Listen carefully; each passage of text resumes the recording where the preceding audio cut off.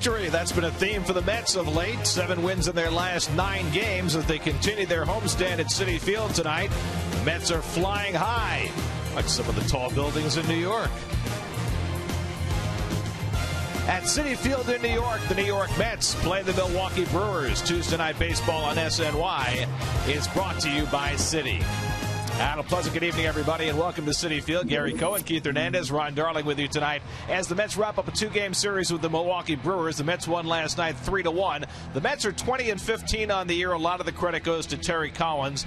The job of being a manager is more than writing out a lineup card and figuring out who's going to pinch hit. It's about managing people, and I thought we saw a classic example the last 48 hours with the way Terry managed Frank Francisco. And I will tell you, even more so in this town, you have to be a confident person that Terry is. You have to be a patient person, which he has been. And I think really what he did with Francisco and said to the rest of his team was that, hey, listen, guys, I have your back. You're all going to go through a struggle, but I'm going to be behind you 100%. But that is always to a point. You want to be behind your players 100%, but never if it sacrifices the team effort. And it has seemed over the year plus that Terry has managed this team, Keith, that he has a real emotional investment in this club. Well, you know, not forgotten by us is when the season was over last year, Terry became very emotional, came to tears. And I think that had an effect on his players. And I think he's perfect for this team. It's a young team, a lot of infusion of youth. He's a guy that commands respect and cares about his players. The players want to play hard for him. And let me tell you, on the field, he is spot on. He doesn't miss anything. He's a very good manager. And he's gotten better than expected starting pitching so far this year. 7 scoreless innings out of Miguel Batista last night. Today the baseball goes to Dylan G. And G didn't feel as though he pitched his best his last time out against the Phils. You know, but he still just grinds it out all the time. And I think that's the thing you have to admire about Dylan G. One of the things that he's done great, you see the no base on balls this last start, only 8 this year. So he's really reduced that number even though he's giving up more hits. But he's going to have to be at his best tonight. Zach Greinke is outstanding. 13-0 at home. Now his road numbers are not great, 6-7, but this former Cy Young Award winner is a guy that can turn it on at any time. 8 scoreless in his last start, 11 strikeouts and a no decision as the Brewers continue to win at home with Greinke on the mound. On the road, it's a different story. Miguel Batista was magnificent last night. The Mets used the squeeze, they used the opposition's errors, and they ground out a victory over the Brewers. Second game of the series tonight.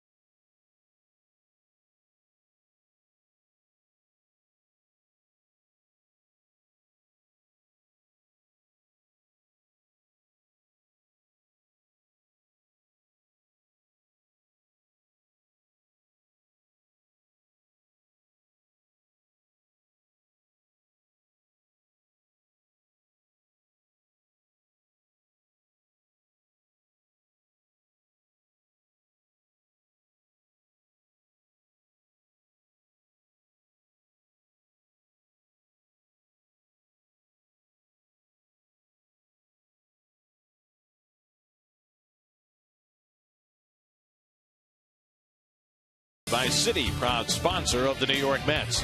By Pepsi Max. Go to MLB.com/Pepsi Max to vote for your favorite legends for the chance to play ball with some of baseball's greats. By Geico. By AT NYN, rethink possible. And by the all-new Mazda CX-5 with 35 highway miles per gallon. Hitting the road, take the Mets with you this season. Subscribe to MLB.tv today to see every Mets out-of-market game live online and on your favorite devices in HD quality. Visit Mets.com to order and get more details. MLB.tv, baseball everywhere. Let's take a drive around the majors presented by Nissan. Lots of day baseball today. Hunter Pence, walk-off homer, bottom of the 10th, off Brent Myers, and the Phillies beat the Astros 4-3. Steven Strasburg had his worst outing of the year, 4 runs, 7 hits allowed in 4 innings. The Padres beat the Nats 6-1. Derek Lowe, 6-1 with a 2.05 ERA. Pitched a complete game 6-hitter today as the Indians beat the Twins 5-0. And the Tigers scored 8 runs in the 6th inning, 3 home runs in that inning, 1 by Miguel Cabrera, and they beat the White Sox 10-8. Dylan G getting set for his 7th start of the year as the Mets go for the 2-game sweep of the Brewers. Rain is cleared. All the action coming up. First pitch on the way.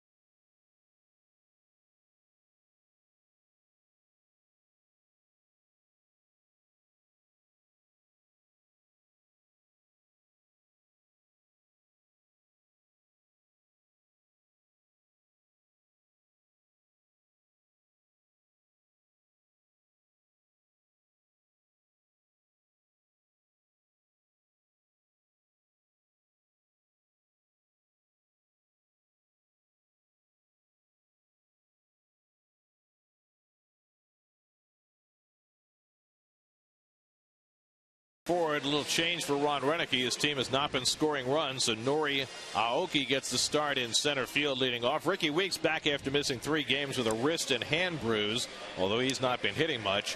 And so Jonathan Lucroy goes down to the 6th hole. He's been their hottest hitter as the Brewers look for a split of this series as they take on Dylan G.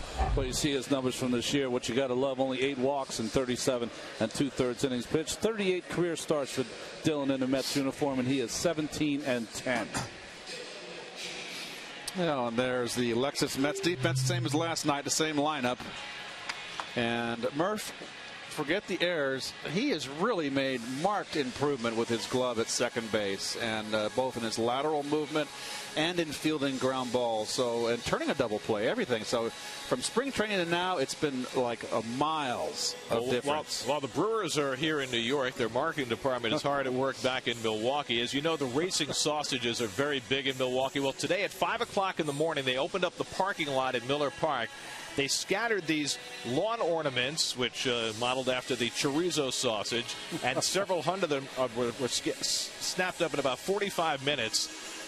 They had little envelopes attached with tickets and other goodies as the Brewer fans just came out of the woodwork in the middle of the night to get their chorizo lawn ornament. Well, they love their Brewers out there. I mean, they've had 3 million or more fans the last 3 or 4 years, so that's a unique and pretty cool. By the way, if you want one of these babies, I would check eBay. I would think that they're probably scattered around there right now. You can probably pick one up for a few $100. You know, other franchises have tried to co-opt some kind of feeling like the racing sausages. Yeah. They did the best job with it in Washington with the racing presidents, but the sausages are still, they're number one. You don't like the tools in Atlanta? The tool race. Yeah, that's the best. Nori Aoki leads off against Dylan G, and the first pitch is wide for a ball one. Aoki, former Yakult Swallow, 3-time Japanese Central League batting champ, hitting at .239 for the Brewers in a part-time role, and he takes a strike 1-1. Pinch It'll be Aoki, then Ricky Weeks and Ryan Braun for the Brewers in the first. He pinch hit in last night's ball game, robbed by David Wright. And he grounds this one to short, and Ronnie Cedeno has been flawless with the glove, filling in for Ruben Tejada, throws him out for the first out of the night.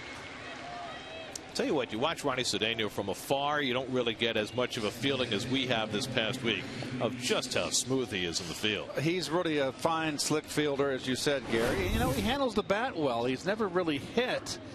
You know, and he's been with the Cubs. He's been around. You don't see him enough, but he's a far better ball player than I thought he was.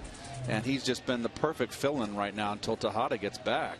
So here's Ricky Weeks, and you can see he's wearing a pad on the back of his left hand where he got hit on Friday against the Reds, and he takes a strike. Weeks, even when he was playing, though, was not hitting. He's 0 for his last 18. He's hitting just .157 for the year.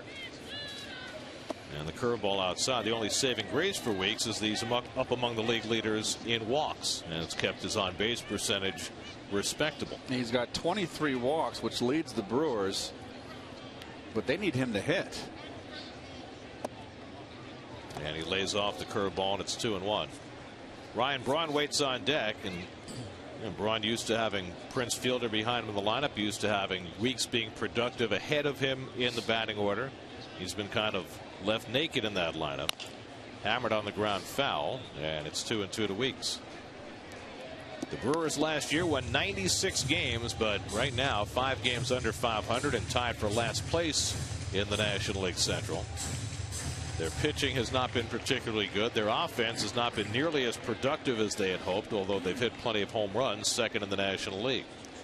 2-2 to Weeks, and he checks the swing, takes the changeup for a called third strike, and Weeks is out. First strikeout for Dylan G. Well, outstanding changeup. Starts on that middle of the plate and breaks right inside, and the speed fooled Weeks, and he could not pull the trigger. So 2 out and nobody on. Now the greeting for Ryan Braun. Braun went 1 for 4 last night, hitting a .304 on the year. Zach Greinke preparing for his start, getting ready in the Brewers dugout. G trying for a spotless first inning, 2 out and nobody on, and Braun chases the pitch away for strike 1. Gary Darling, the crew chief, calling the balls and strikes tonight. Paul Emmel, Scott Berry, and Jerry Meals rounding out the crew.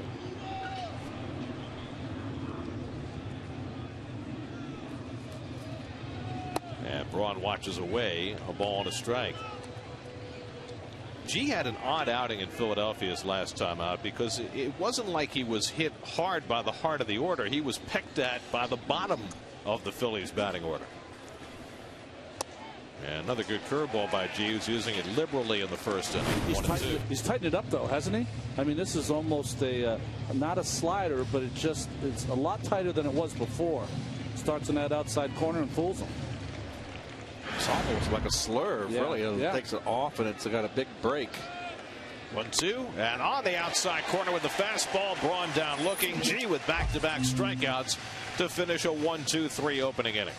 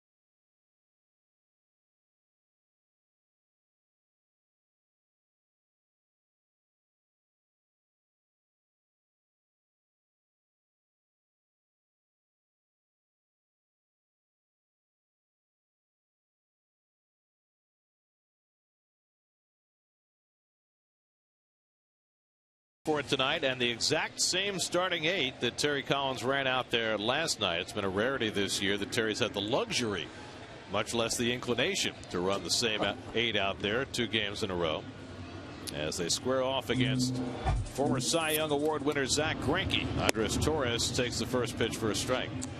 Well, Greinke's numbers, former Cy Young Award winner in 2009. You can see his numbers there so far this year. Weighted pitches well at home, 13-0 at home in his career. And the Brewers had never lost a game that Greinke had started in Miller Park, regular season or postseason, until his last start. And ironically enough, it was a start he threw 8 scoreless innings, but they lost it in the 9th. And it was the same start that Axford finally ended his great run. 49 consecutive saves. There you see the splits for his career with the Brewers, which began last year. He had spent his entire career with Kansas City up until that point. First came up in 2004 with the Royals, and that's the first, last, and only time he's faced the Mets. Torres punches one to the left side, comes up for his Turris, and he throws out the speedy Torres, one away. And the Brew Crew Coors Light defense. You see LaCroix right there. Not terrific with those throws. That's not very good of throwing out runners right there. But a lot of times guys steal off the pitcher. A lot of changes in the lineup for the Brewers. A little better lineup they have out there today with Ichikawa at first base. Weeks back in the lineup. Here's Kirk Neuenhuis, 0 for 3 last night, hitting at .302 for the year. And Greinke pours one over for a strike. David Wright waits on deck.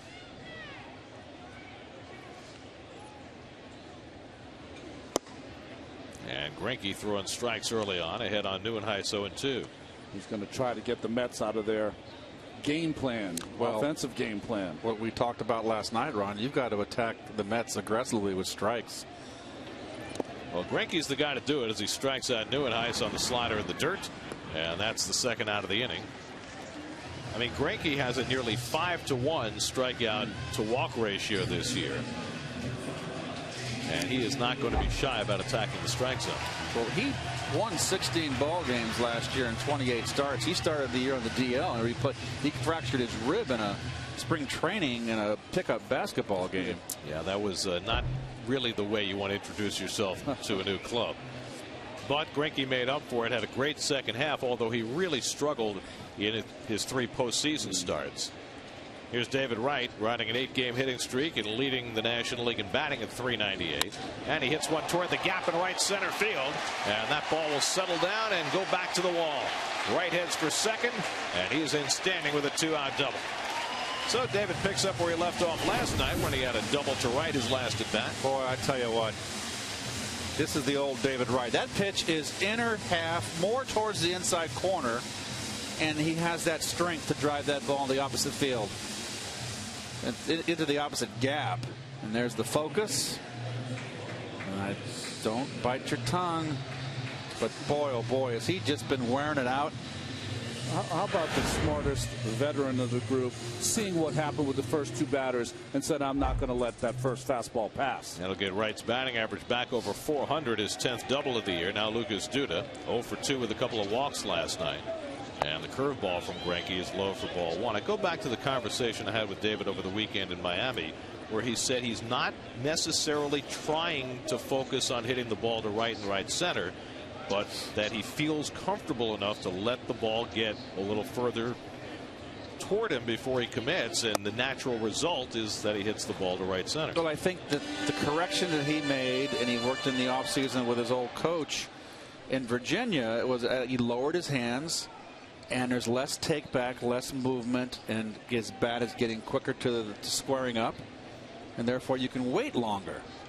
And the other half of that equation is he's not swinging at as many bad pitches. As Duda hits one to the middle, but that's where his Turris is playing, right behind the bag. So the Brewers' shift pays off perfectly, and Duda's retired to end the inning. No score after 1.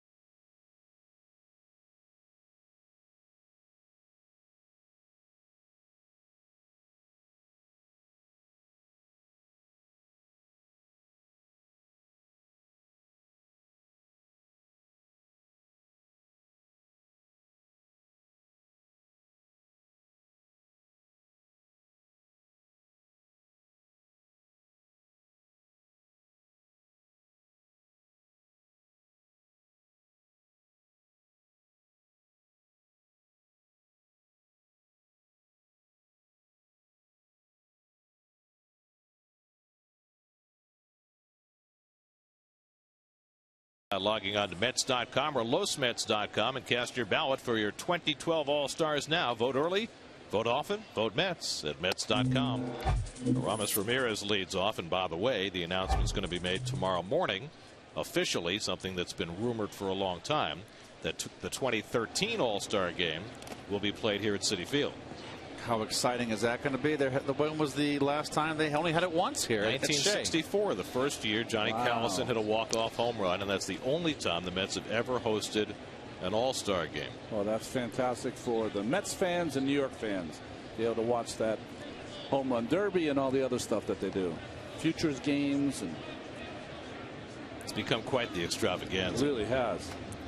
Ramos Ramirez hitting .233, and G promptly falls behind him 3-0.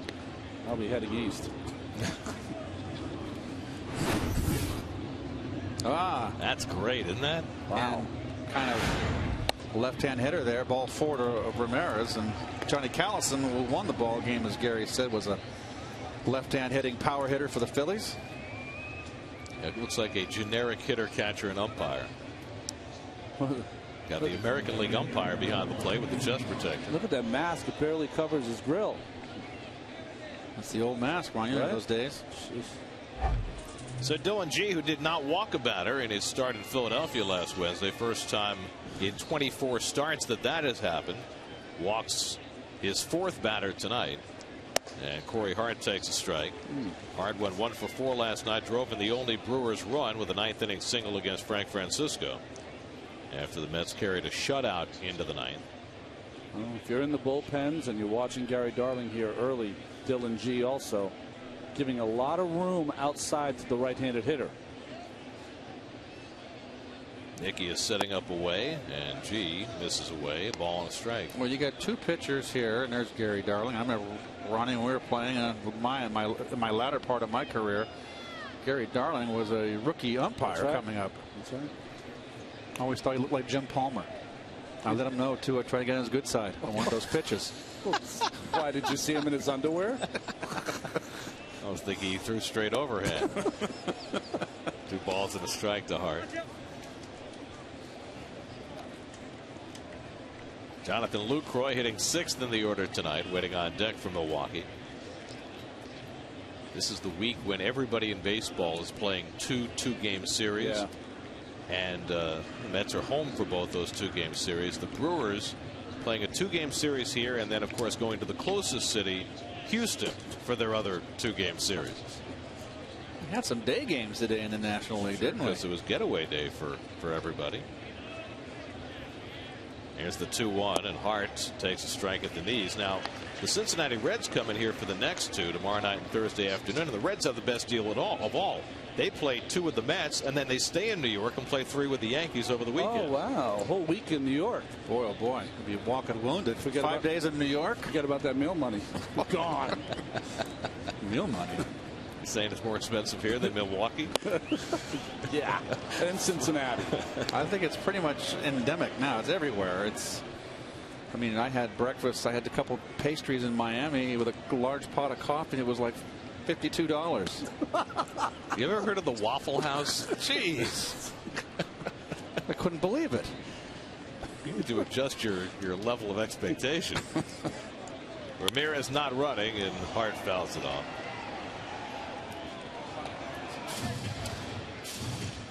Well, you know, the amount of per diem we get from the company. I had $52. I went to McDonald's for dinner.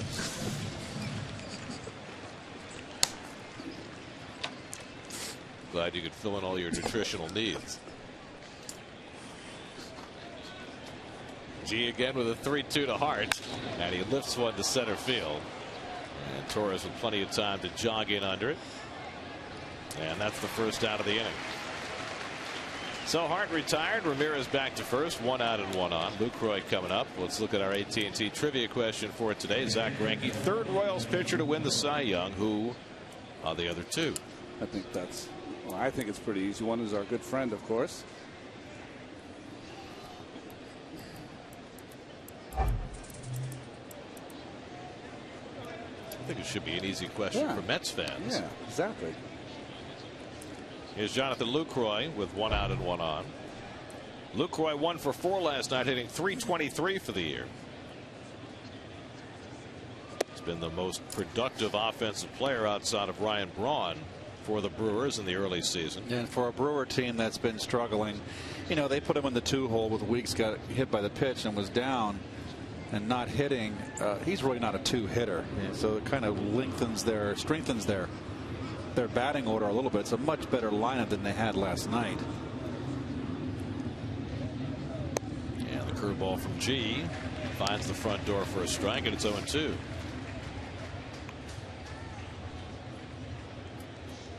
It's interesting when you watch Dylan G now. It's almost been a transformation that the curveball is thrown more than the changeup.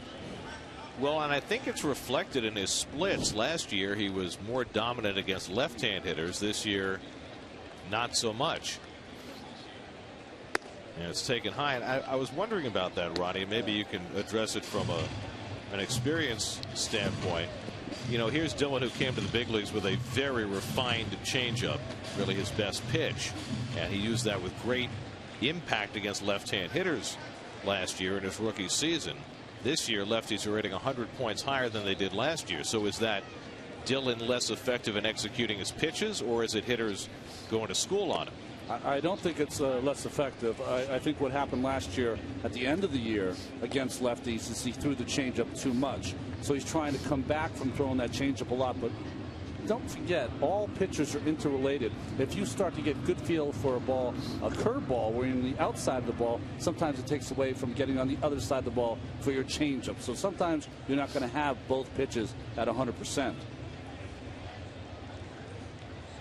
2-2 to Lucroy, and he lines one down the left field line. That's going to settle down for a base hit. Ramirez on his way to third. Neuenhuis's throw goes to second. Lucroy slides in safely with a double. The first hit for the Brewers is a two-base hit for Lucroy, and Milwaukee has second and third and one out. Well, Lucroy's been red hot. This is not a bad pitch. That's a sinker, and that's off the plate. He just turns on it here. So you tip your hat there. That ball's around 3-4 inches inside. Nice job by Neuenhuis to cut it off. And to throw to the correct base. You very rarely see anyone do that.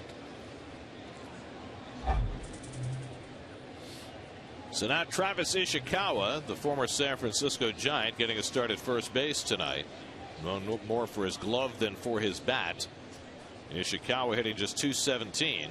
Infield back, willing to concede a run on a ground ball, and it's grounded down to first. That'll score the first run of the game as Davis takes it to the bag to retire Ishikawa. Ramirez comes in to score, and it's 1-0 Milwaukee.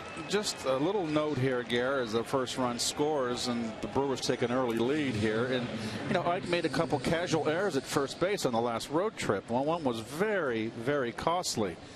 I just don't like the way he fields this ball. Get in front. That's how he made the error last time. On the side, ball took a bad hop. If you get in front of that ball, takes a bad hop, it's off your chest. That's a bad habit.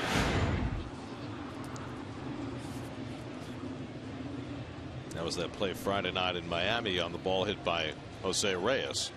Here's Cesar Izturis with a runner at third and 2 out, and he takes a curveball for a strike. Izturis will bunt with 2 outs, so you have to be careful. David's in, but you have to be aware Murphy, Ike on the right side. Ike playing back as Lucroy takes a short lead off third. And Izturis hits one back through the originator, and that'll get a second run in. So the number 8 hitter Izturis drives in a run. Lucroy comes in to score, and it's 2-0 Milwaukee. Well, much like his last start, the bottom quarter of that order giving G trouble. This is an up fastball, didn't sink. Stays right there, belt high. Nice pitch to hit for a hitter. Well, in Philadelphia, it was the 7 and 8 hitters, Schneider and Galvis, who gave him trouble. Here it's Izturis, the 8 hitter, who drives in a run to make it 2-0. Now Zach Greinke, 2 for 13 on the season. Greinke, a lifetime 151 hitter. Dangerous hitter, though. He's a good athlete, Zach Greinke.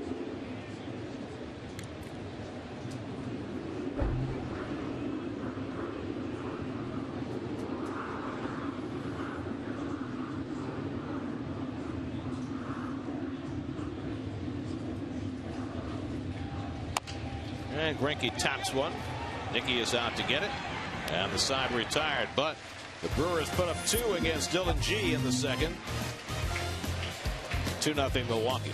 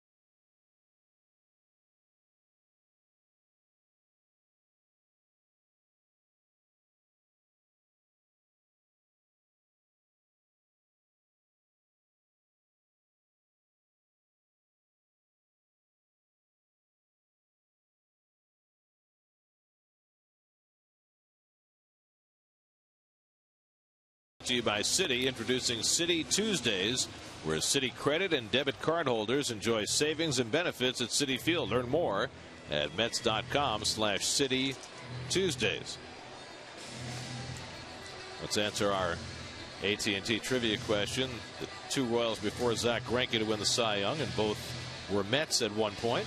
Okay. Brett Saberhagen, who won 2 of them before he came to the Mets, and David Cohn, who won 1 after his stint with the Mets.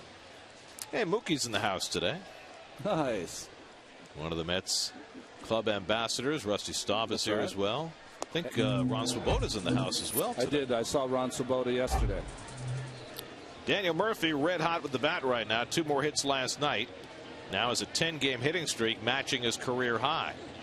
And he takes inside from Greinke, a ball and a strike. Well, they're not doing that accentuated shift anymore. The shortstop, Torres, now is to the left, well to the left of second base. Well, they only did it for 1 at bat last night, and it cost them a run because Murphy hit it right where Torres is standing right now. So all those career at bats after one night have gone away, or? I had a very interesting conversation with Terry Collins about that today.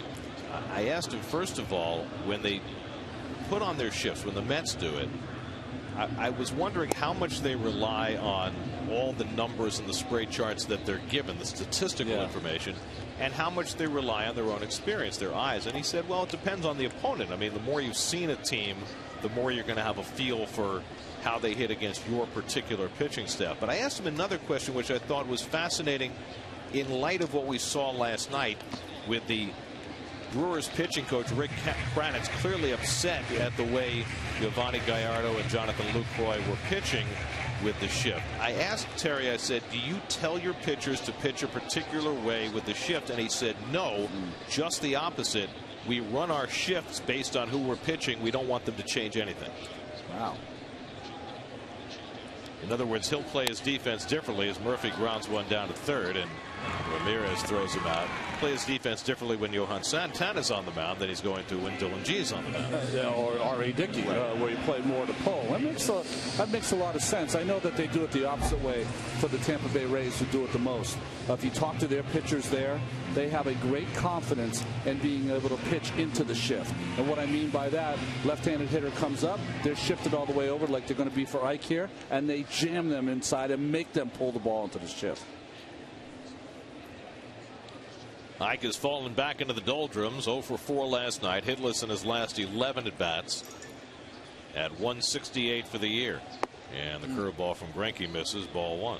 I guess just add on to my point, you can get young pitchers who are not afraid of contact if you shift and let them pitch into the shift. There's the good fastball by Greinke, hardest pitch he's thrown so far tonight. And they're busting him the fastball upstairs, and see his shoulder tilt, and he swings under it. Let's see his balance. Balance is better.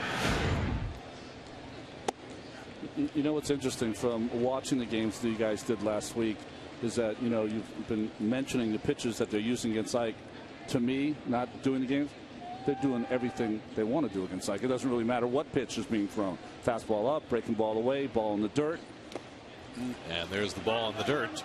Lucroy slaps the tag on Davis, and that's the second strikeout for Greinke.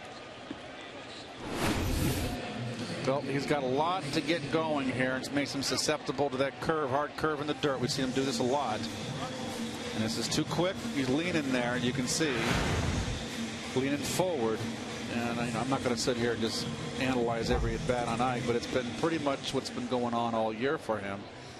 And he just cannot get untracked. Now Ronnie Cedeno, who's the only Met in the lineup tonight who's ever faced Greinke before. He has 3 hits and 10 career at bats against him. The first time Greinke faced the Mets, the only time he faced them was in 04. It was about 6 weeks before David Wright was called up. So the entire Met lineup has since come and gone.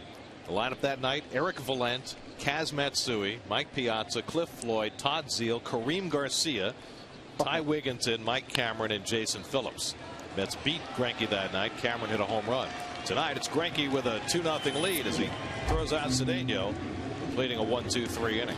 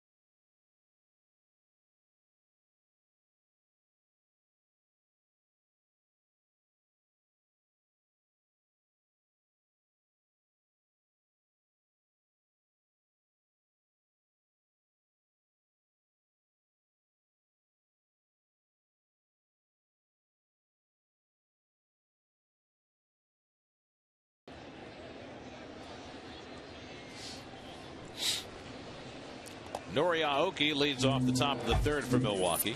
Aoki grounded out to shortstop his first time up. Right now, center field is a shared position for the Brewers. Got a lot of those right now with all the injuries they've had. Carlos Gomez, the former Met, who was off to a very nice start, particularly defensively, down with a hamstring injury right now, although he's supposed to start a rehab stint today. One hopper for Davis, and Aoki retired for the first out. But shortstop and first base are also positions where they are in a state of flux because they've lost both Alex Gonzalez and Matt Gamble for the season with torn ACLs. Well, Bob Melvin, the general manager, had an interesting comment. He said over the winter they were looking for a shortstop. They've had problems at that position, and they said they thought they found the perfect mix. And he said it's really impossible in season to go out and get a veteran shortstop. Well, you look at how fortunate the Mets are to have a Ronnie Cedeno to back up Ruben Tejada. It turns out to be a splendid move on the part of Sandy Alderson to fill that backup infield role with a guy who was a starting player as recently as last year. A little bit of fog starting to roll in. Ricky Weeks takes the breaking ball wide, and it's 2-0. And I guess when you sign a veteran like Cedeno, you've also got to have that conversation with him that, hey, Tejada's our guy. We want you to come over, not only help tutor him, help him, but also, play but not start unless there's an injury. Cedeno on the backhand, plenty of time, and throws out Weeks 2 away.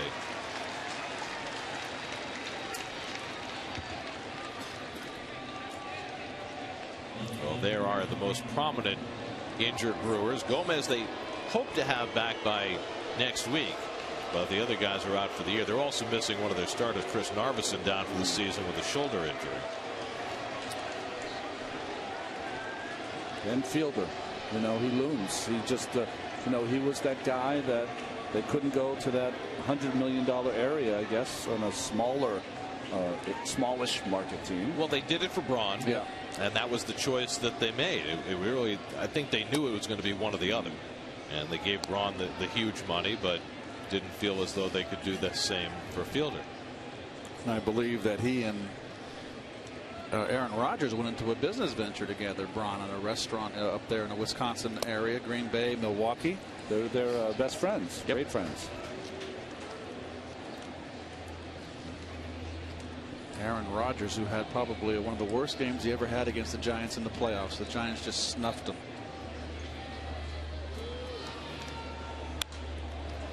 See, now you set all the Giant fans on our crew gloating. Well, now that you said that. but particularly our producer. Well, listen, but I do feel that was a very awkward week for the Green Bay Packers. Their offensive coordinator, lost his son that week. It was a very awkward week for them. 1-2 from G to Braun, and the breaking ball hit in the air to right center. And Duda moves over. So G's taking care of Braun, 2 at bats in a row. Brewers are out 1-2-3. Middle of the third, 2-0 Milwaukee.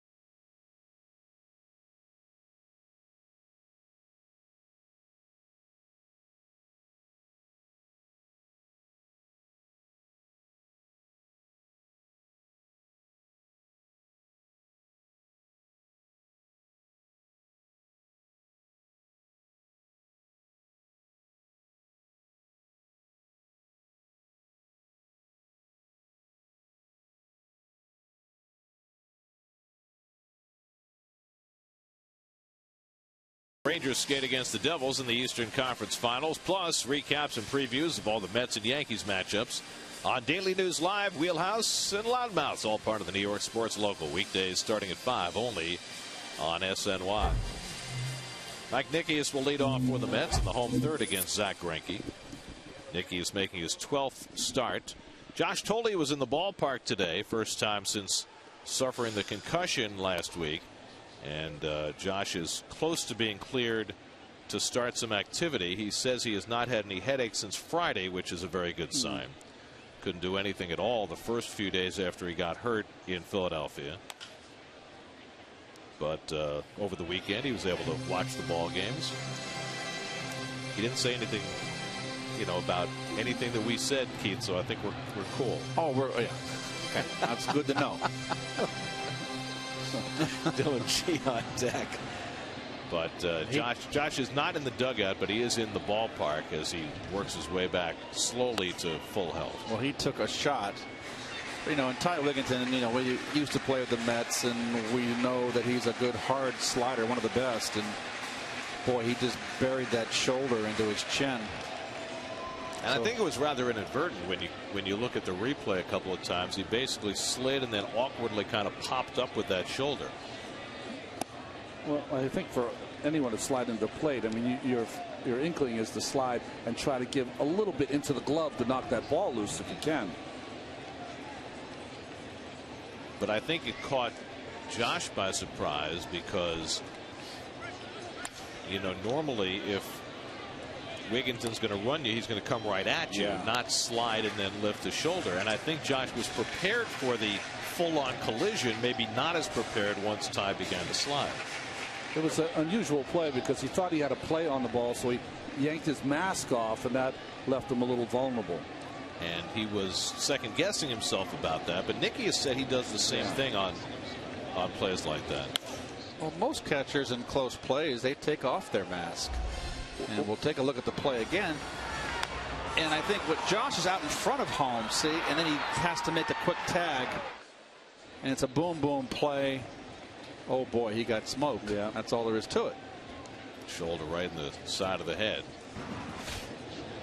And it becomes troubling in Josh's case is that he and the doctors have been able to document 3 prior concussions in the minor leagues, including one time when he was playing first base and he got struck in the head by a batted ball. So, this is his 4th concussion, and with every successive concussion, the doctors become that much more cautious. When you see something like that, I lost a good friend of mine recently, Junior Seau, and those guys, we're talking about 100 times a day. Just missed, but Nickius went around, strike 3. Got punched out by the first base umpire, Paul Emmel. 1 out. Well, close. 3rd strikeout for Greinke. 1 away, and Dylan G the batter. So the upshot with Josh is that he's still going to have to take it easy, work his way slowly back. Probably he'll have to go to the minor leagues for a rehab game or 2. So it's going to be another week at least, you would think, until Josh is ready to play. And there's no guarantee it's going to be only a week. That's a shame, too, because he's gotten off to a nice start here this season. He's going to have to get right back at it. G looking for his first hit. He's gone 0 for 10 to start the year. And Greinke falls behind him 2-0.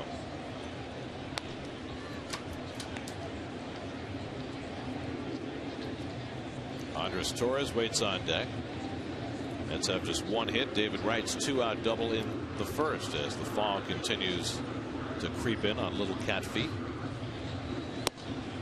There's a strike. The inside pitch on Zach Greinke, brought to you by the Xerox Business of Baseball. Xerox, ready for real business. Well, we mentioned it before. You saw the numbers: 13-0 at home, 6-7 away. I really do believe he has a David Cone kind of slider. Doesn't throw as hard as David does now.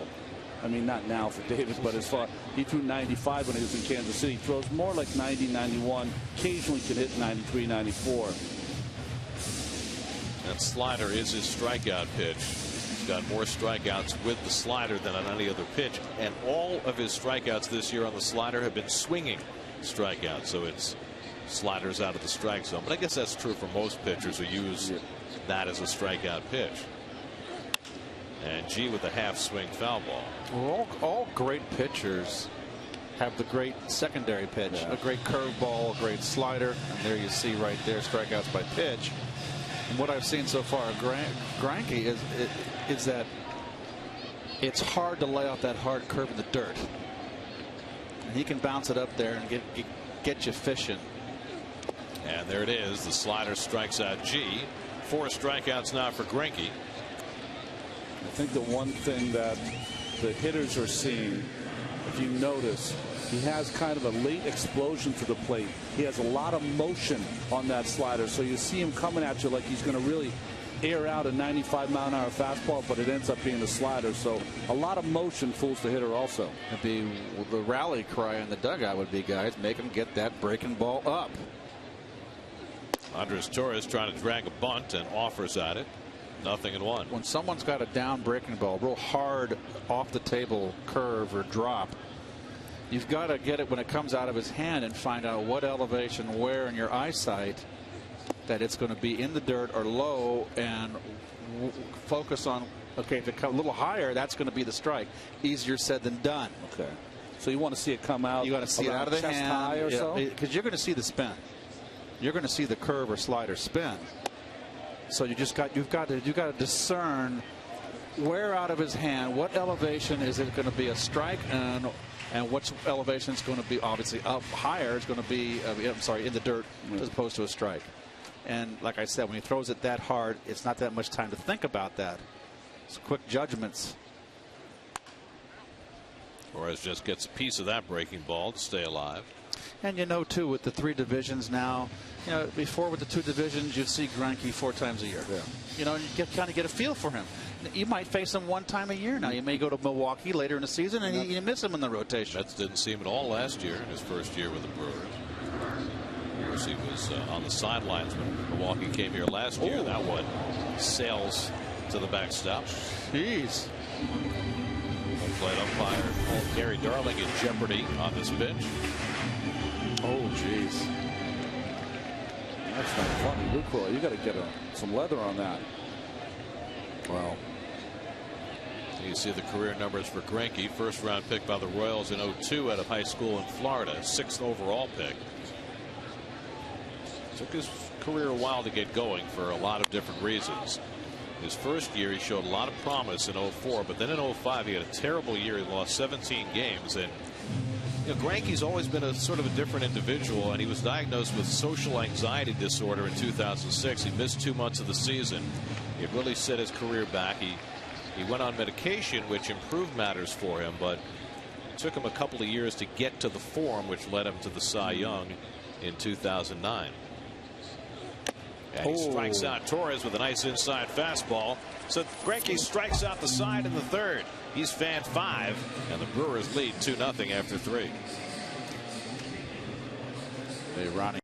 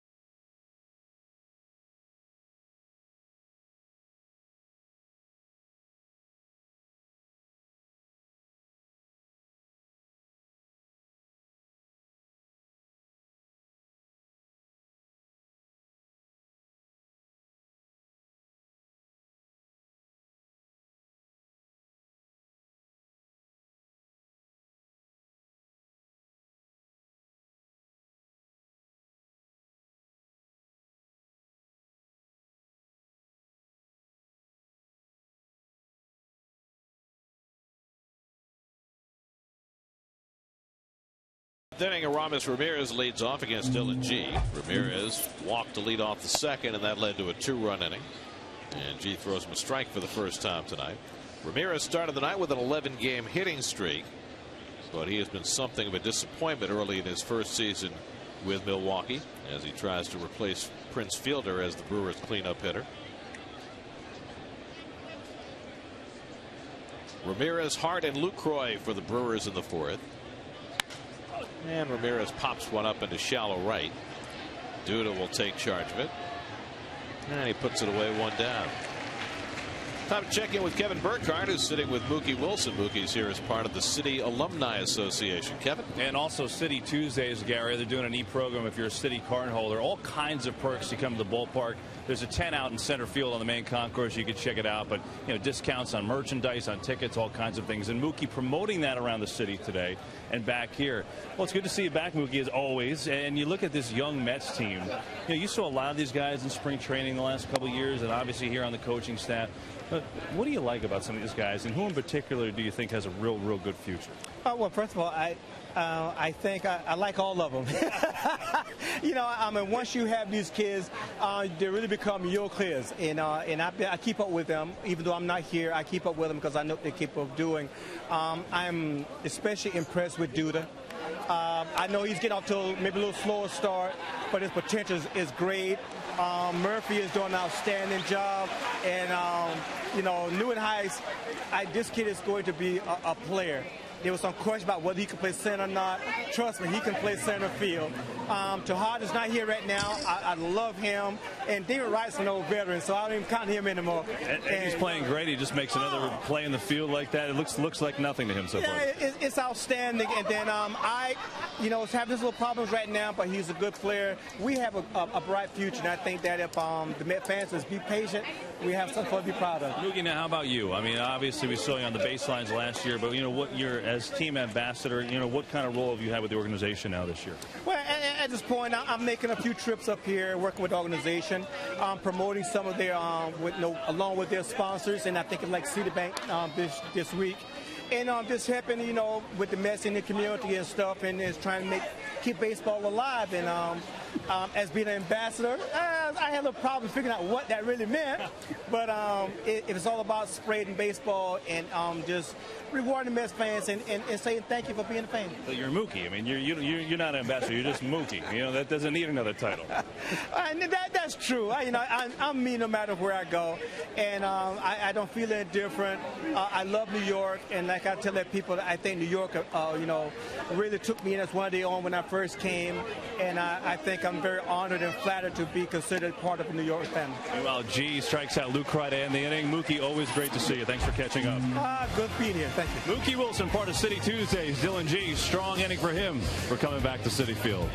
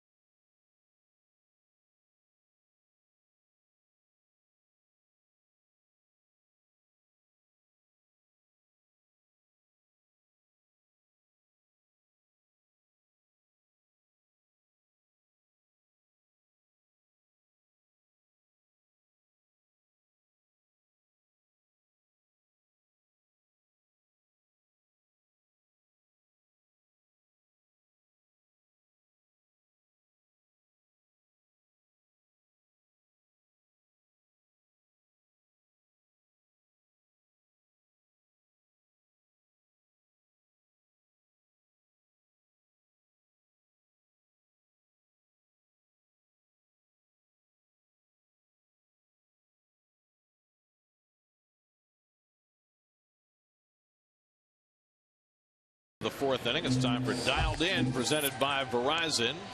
Keith, what do you got? Well, we're dialed in. I got my reading glasses on, so I'm really focused and dialed in on this one. We're going to show Ike here the pitch. We're going to show him with this will make it a 2-strike count.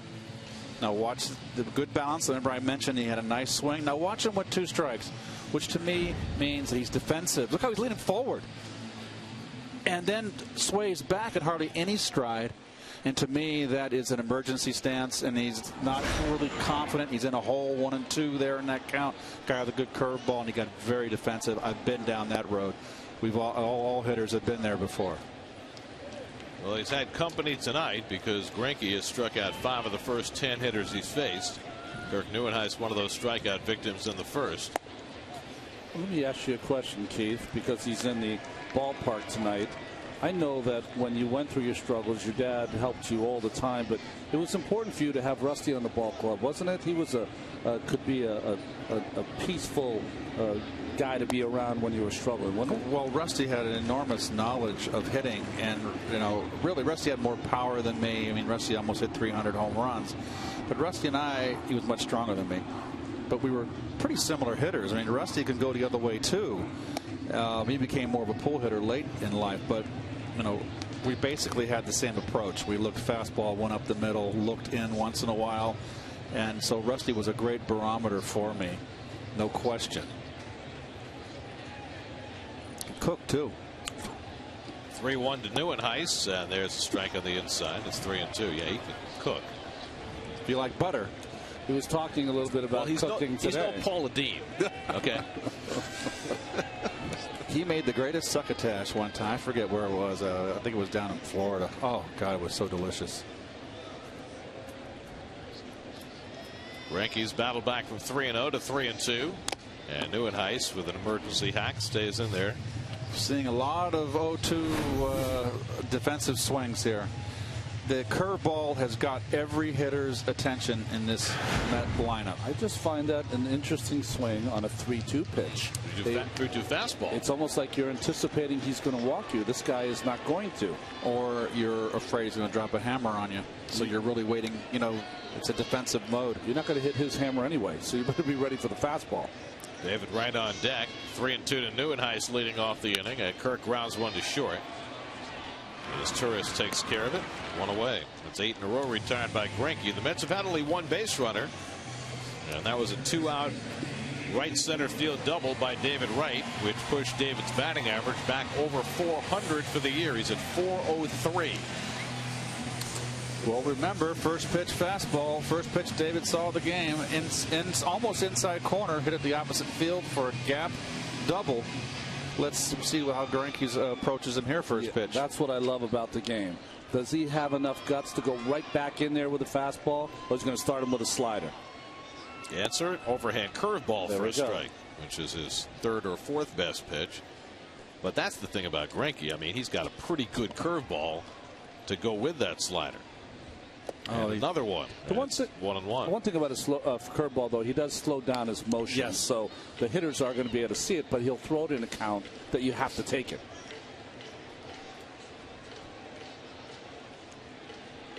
I like the call, and inside.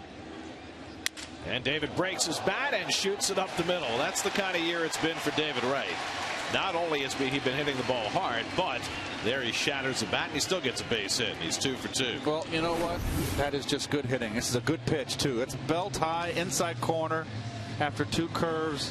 And it's just good hitting. He's so strong. As a pitcher, you just got to. Oh, boy, look at that bat got smoked. But, he comes in a little bit inside out.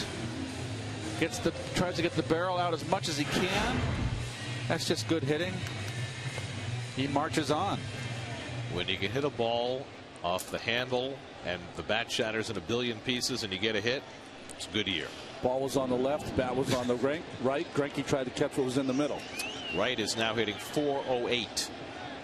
So he's aboard with 1 out, and Lucas Duda takes a curveball for ball 1. And it's interesting how Greinke, who has been just overpowering the entire lineup except Wright, is pitching Duda much like the guy last night, and that would be Gallardo breaking stuff to Duda. Duda grounded to short his first time up, and the fastball moves him back. 2-0. Interesting. Greinke's kind of changed the program this second time around the lineup, which is odd, do you think, after dominating the first time through? You know, he knows where in the lineup he's got to watch himself, and he knows that Wright and Duda are the guys he's got to watch out for right now. And Murphy, sorry. And the fastball wide, and now he's behind 3-0 with Murphy, the hottest hitter in the lineup, maybe other than Wright, waiting on deck. I'd let Lucas swing here 3-0. I would too, because he's young and might get a piece of cheese and turn the fan on, as Frank Howard would say, wrap it around a foul pole. Greinke's given up only 1 home run this year. Duda takes the fastball for a strike. The only home run Greinke's allowed this season came to Jed Lowry of the Astros April 23rd. This is his 8th start of the season.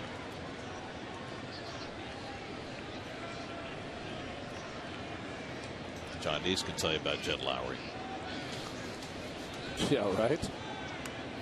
Well, they couldn't get on the same page there, huh? Let's see what they're going to call here now. Curve. 3-1 to Lucas, and the curveball drops in for a strike. 3-2. They're just not going to give him a fastball behind the count. And that's been pretty much what Lucas has been facing day in, day out. And he's been doing okay, treading water. But he's going to have to make an adjustment on this, because he's not going to get that fastball. He's going to go away with a cheeser here. He hasn't hit a home run in about 3 weeks, and Wright almost got picked off. He was leaning the wrong way. That's a spot where you just can't get picked off. Whoa, oh boy. It was close. That's not a stolen base situation. That's a running 3-2 situation. Let's see. Zach Greinke throw it around 94 if he's going with the fastball. Air it out. Got the big shift up the middle. Shortstop playing almost behind second base. It's Sturris.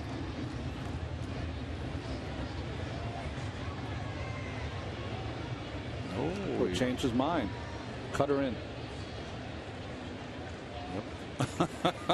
Okay. Let's try one more time.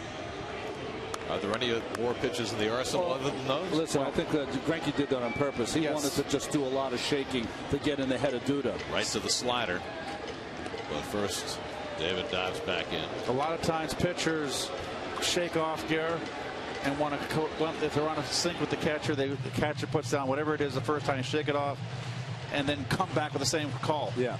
Because they just want the hitter to think. Just seeding some doubt in the hitter's mind. Yeah. And if ever I was in that situation where I started thinking, I would step out. Right? Make him just do it over again. Well, we go right back to the slider. 3-2. Runner goes. Duda down on strikes. Lucroy's throw is in time. Strike him out, throw him out, double play.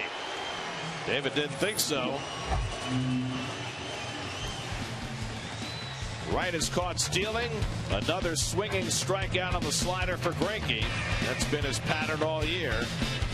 And the throw just beats Wright for the strike him out, throw him out.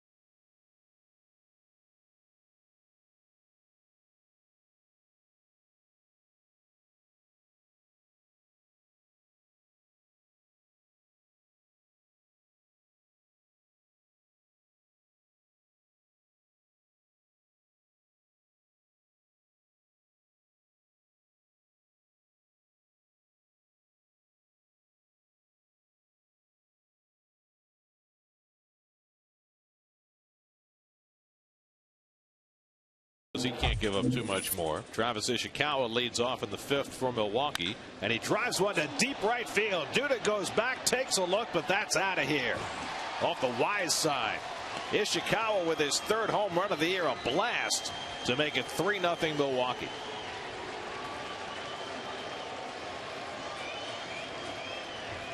First pitch of the inning, and Ishikawa makes it disappear. Well, first pitch, fastball right down the middle in the wheelhouse.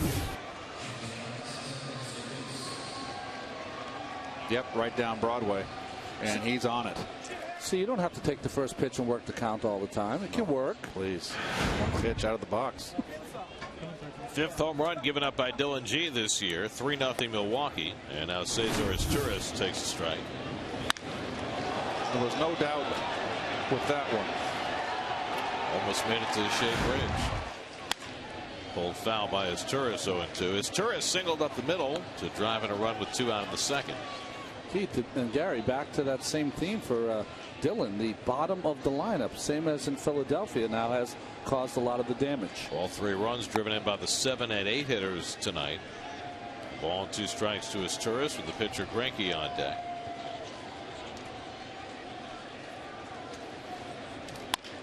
And a comebacker, but off the mid of G. Murphy will have to hurry, and he gets Izturis for the 1-4-3 putout.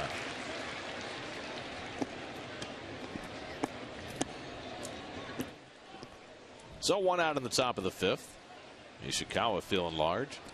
Well, he's done a great job when he started. This is his 10th start of the season at first base, and in those starts, 3 home runs, 7 RBIs, and hitting around .320. Now Greinke, who dribbled one in front of the plate. Nickius threw him out in the 2nd inning. We mentioned earlier that the Royals took Greinke with the number 6 pick in the 2002 draft. Ironically enough, the 7th player picked in that draft by Milwaukee, Prince Fielder. Oh, wow. Grounded to the right side. Murphy, who likes playing on that outfield grass, throws out Greinke 2 away.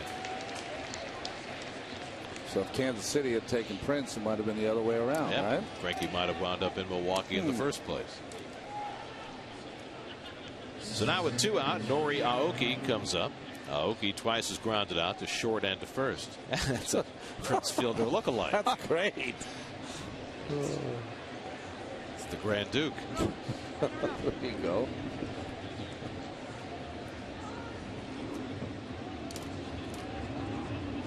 Aoki, former Yakult Swallow, has that very recognizable Japanese left-handed stance.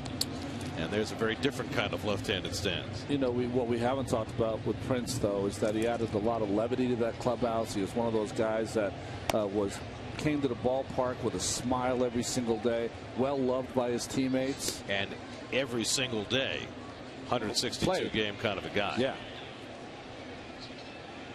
You know, there was so much talk before Fielder signed the contract, and you know, sure, he signed a deal that seems awfully excessive, 10 years from the Tigers, about how, you know, because of his size, he might break down as his career goes along. But the fact of the matter is, Fielder's been a guy who, no matter what, has been in the lineup every day.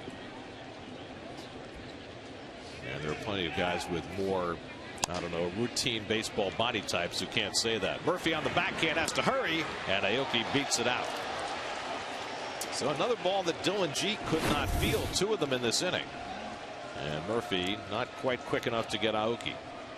Well, now you know why he won all those batting titles, 3 in Japan. Just tremendous speed, is running almost out of the box, and no chance for Murph.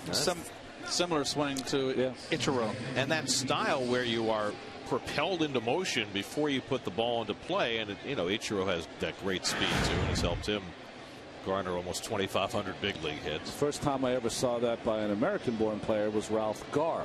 Used to do that.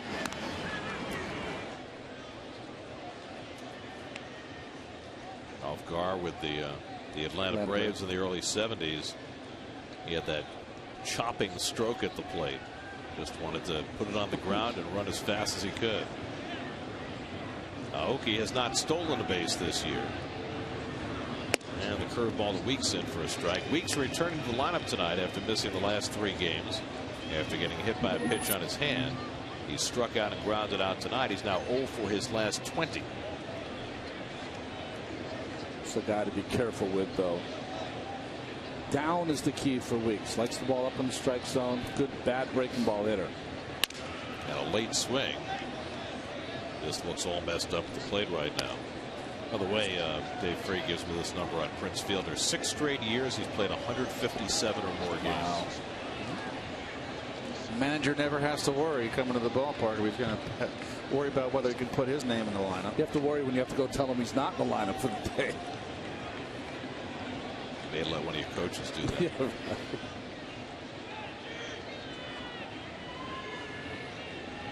0-2 from G to Weeks, and he tries to hold the swing, went around on the high fastball, and G has his 4th strikeout to end the inning. But the Brewers extend their lead. Travis Ishikawa jumping G on the first pitch of the inning for his 3rd home run of the year. Halfway through at Citi Field, it's 3-0 Milwaukee.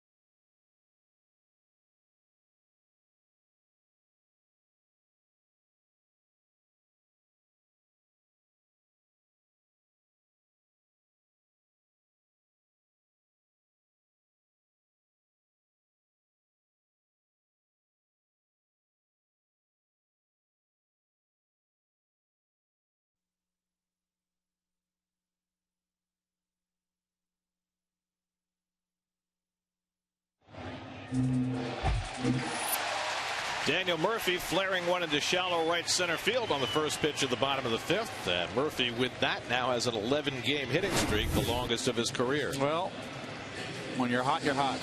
Backdoor curve, completely fooled. Let's go with one hand. Even gets his bat broken. Got a nice base hit right there. A pitcher like this, one a day keeps the doctor away. So the Mets have 3 hits off Greinke. The last 2 have been broken bat hits by their 2 hottest hitters, Wright and Murphy. Now their coldest hitter, Ike Davis, will try and make something of it. Ike struck out his first time up. And the first pitch curveball in for a strike. And you know what? They've been calling that outside pitch on Ike, that borderline. Yeah. They've been scalding him. Would you ever be tempted with this shift if you're Ike and struggling to lay a bunt down there and get on base? No. Okay. Swing it. Well, we saw Jason Giambi threaten to do it in Colorado. Who else did we see lay down a bunt this year? Was it McCann? McCann tried. I just think problem is if you can't run, you got to make it perfect, right? Sorry. Well, you have to make sure the pitcher doesn't field it. I just think Ike's early barking at umpires, they're calling the pitch outside that's borderline, and that pitch we showed the overhead was clearly outside. I just think they're letting him know who the boss is. Well, you've noticed the last few weeks he's kept his mouth shut. There's been no talking. Yep, because you can't win. He obviously has been told that it's not helping him. 3-1 now, so Greinke falling behind on Ike with Ronnie Cedeno on deck. Umpires a little bit like City Hall, guys. Can't find him. Can't find him. They can't beat him. Let me tell you.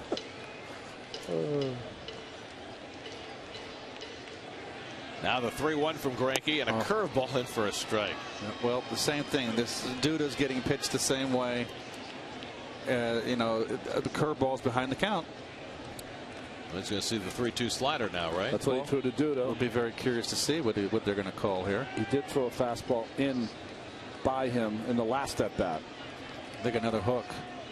Fastball line right to Ramirez, and Murphy will be doubled off. Well, Ramirez playing halfway between second and third, just the right place to be. And they turn the double play, and I just can't win for losing right now. Now, from a hitter's perspective here, this might be what gets him out of his slump. I've always said when you're out in front and that outside corner looks so far away, and there's Murph, has no shot, nothing you can do here. It's when you get that outside corner fastball and you hit it hard like that where it's pitched. That might be, oh, there I am. I've been out in front here. That's where I got to be. So we'll keep following Ike. I mean, we're reporting. We'll keep an eye on it. You know, we do a lot of talking about the shift, and last night we mentioned that changing how, I think Kevin mentioned it, how just changing what the infield looks like to a hitter. Sorry, go Keith. But look how he's hit the ball right there, right up at the plate. I mean, well, we can freeze frame it on contact. Okay, almost there, but that ball was just on the outside corner, and that's hitting it perfectly. And before, Ike's been just rolling over 4-3 on your scorecard. So that, to me, is a progress, a good sign. A building block, anyway. Gosh, when you go bad, you just can't catch a break, can you? 2-2 to Cedeno, who had a comebacker his first time up.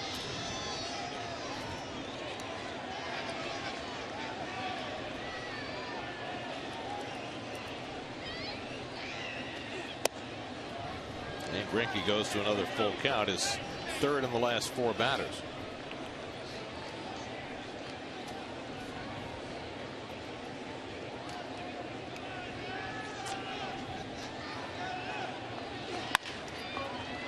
Two hopper to short for his tourists, and that retires the side. Second straight inning, the Mets get a hit, a race to the double play. 5 in the books now, 3-0 Milwaukee.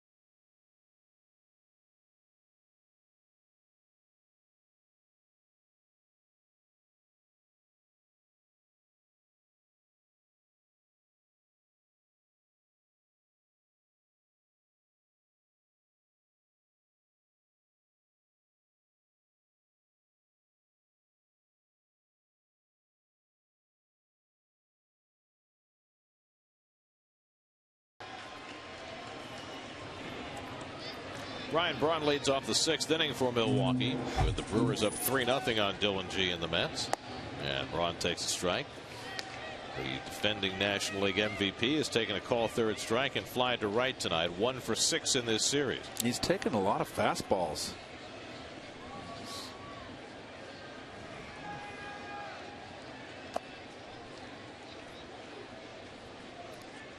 His numbers are right about where they're supposed to be this time of year. 5th in the league in slugging percentage, tied for 3rd in home runs. Yes, the people of the Brewers said he hasn't even gotten hot yet. And the curveball whacked up the middle, and Braun has his first hit of the night. Hit number 5 off Dylan G. Aramis Ramirez coming up, and Kevin Burkhardt coming on. Well, we watched Ronnie Cedeno ground out to end the last inning, and it got me thinking about, new guys coming into this Mets system, trying to adjust to the philosophy that Dave Hudgens has installed all the way through the organization, guys. I mean, you look at Ronnie Cedeno, he's never been an on-base guy. Coming into this year, 28% on base.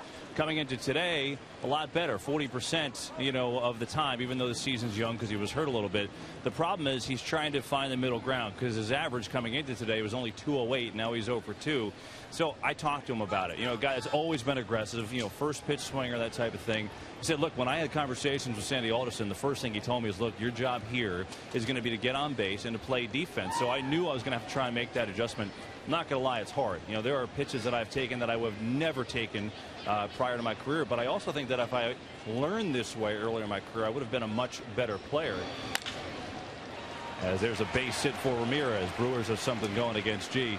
And I guess, Keith, when you look at it, that's the thing. Here are these new guys, and we talked about Torres, the great job he's been doing adjusting. But Dave Hudgens doesn't want guys simply to extend the count. He wants them just to be more selective, make the pitcher work, and not swing at that pitch that's a little off the plate. He doesn't want guys taking fastballs right down the middle. I think that's what these guys are trying to adjust to right now. Well, I agree with you, Kev. You know what? And a guy like Cedeno, sometimes you're young, you've had success in the minor leagues, and you get called up, you get to the big leagues, you've had to hit, and you're hard-headed. It's hard to change. And he's always been a free swinger. Then all of a sudden it's a great revelation. You try a new philosophy. You're a veteran now. You get picked up by a ball club. You're not starting anymore. You're a little more willing to listen. And then maybe it makes sense and clicks. There's Corey Hart with 2 on and nobody out. Hart is 0 for 2. And he takes the changeup inside for ball 1. Hart is fly to center and grounded to third.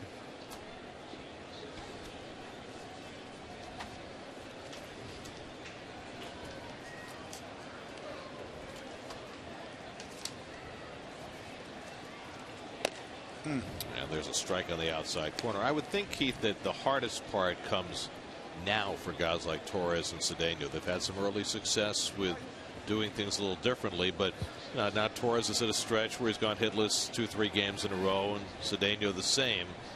And I would think that's the point at which you start to question and maybe go back to old habits. Hart gets under one to left center.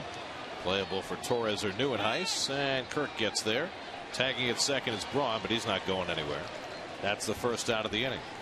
So 1 away. Let's check in with Chris Carlin. He's in the studio with the New York State Smokers Quit Line game break.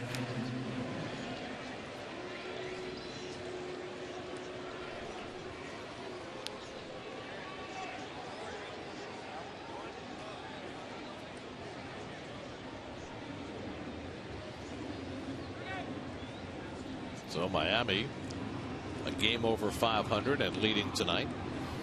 4 of the 5 teams in the National League East are over 500. Phillies are now just 1 game under after they won today. Manny Acosta up in the bullpen as G tries to wind his way through this 6th inning. Jonathan Lucroy, the batter, doubled down the left field line and scored a run in the 2nd, struck out in the 4th.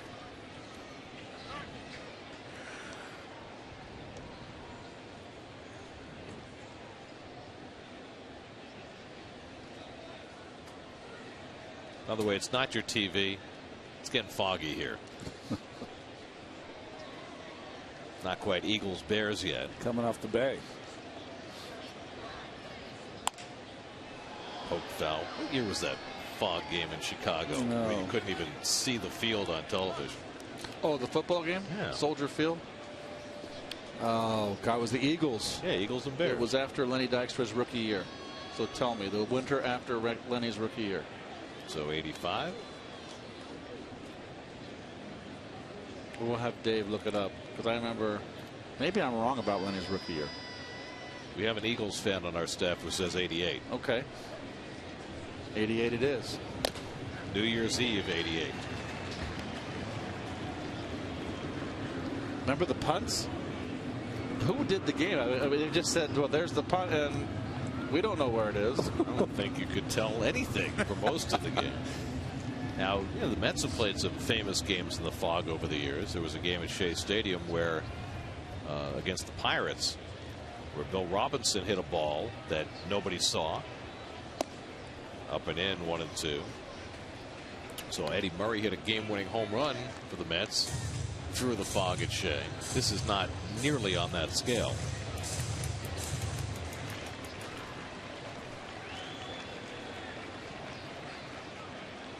By the way, the rumor is the Bears won that game. They did win it. Well, how do you know? I remember. No, but nobody saw. Randall Cunningham was the QB for the Eagles then. That was the Eagles on the rise. That's the tree in the forest and the falling and the sound. I don't know for sure. Somebody told you they won, but you didn't see it. I believe the Bears were a 4.5-point favorite, and they covered. You need to have your own page in the Post. Here's the 1-2, and Lucroy reaches for it and fouls it off. I totally made that up. I have no idea what the line was in that game. Dave says Randall Cunningham threw for 407 yards that day, but how do we know? It was all a fog. Must have been fun to announce that game, huh, guys? Just kind of make stuff up. I think the color man for that game was Terry Bradshaw. Really? Okay. So he must have had fun. 1-2 the count to Lucroy, and he pokes one into right field for a base hit. Braun being waved around third by Ed Cedar. Here comes Dudas, thrown to the plate on a hop, and he's safe. And the runners move to second and third. Aggressive base coaching by Ed Cedar, bringing Braun home to make it 4-0 Milwaukee. Well, I'll tell you what, Ed Cedar never hesitated. He had the go sign from the get-go and a strong throw from Lucas, but he overthrew the cutoff man. That's the only negative on the throw.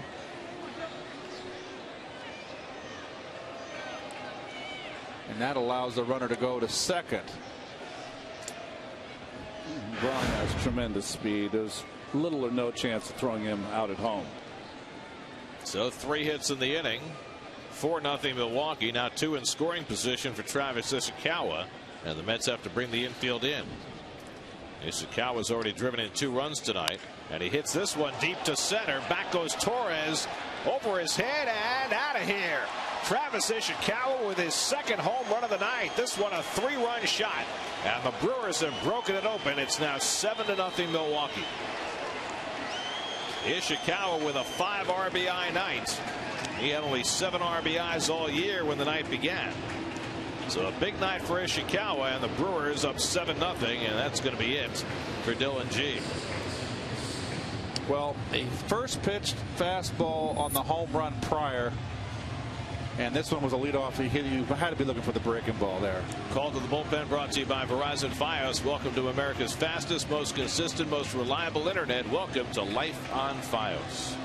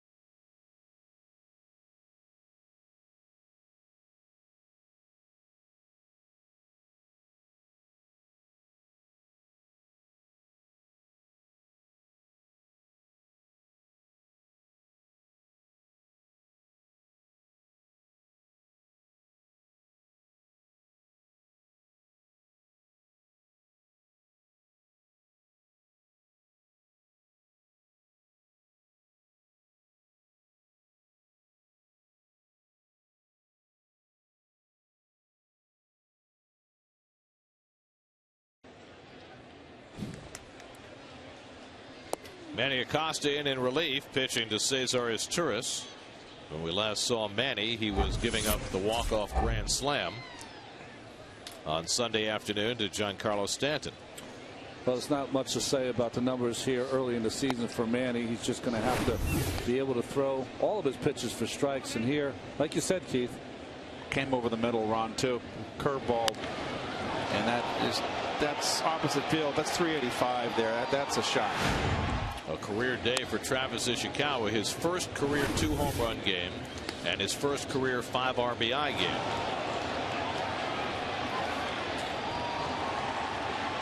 And that's the way Dylan G's night ends. Ishikawa that swing at time looks a little Votto-like, doesn't it?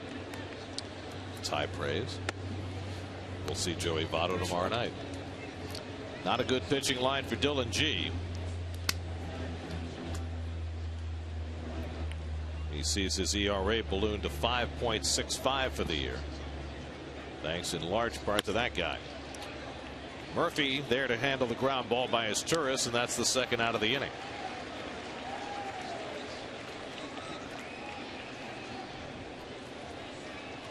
So 2 out, and now Greinke, who in his last start pitched 8 scoreless innings, but his team only gave him 1 run, and the bullpen eventually let him down. Well, today he's thrown 5 scoreless innings, and his team's gotten him 7. And there's number 77, DJ Carrasco. Carrasco has not pitched for a while, but if I'm correct, I'm gonna. Well, he's only pitched what, once or twice since he came up off the disabled list. Yeah, that 10-6 win in Philadelphia was the last time he chunked. Chunked? That's an old one. I love it. I love hearing that. I hadn't heard that in years. I'm just thinking that in the Milwaukee bullpen, and we could see him tonight maybe at the end of the game, is Vinny Chulk. That's right. So we'll see if Chulk chunks. Popped up, and Murphy there to put it away and end the inning. So Acosta comes and gets a couple of outs, but a rough night at the office for Dylan G. Ishikawa with his second home run of the night, a 3-run shot. The Brewers put up 4 runs in the 6th and stretched their lead to 7-0 at Citi Field.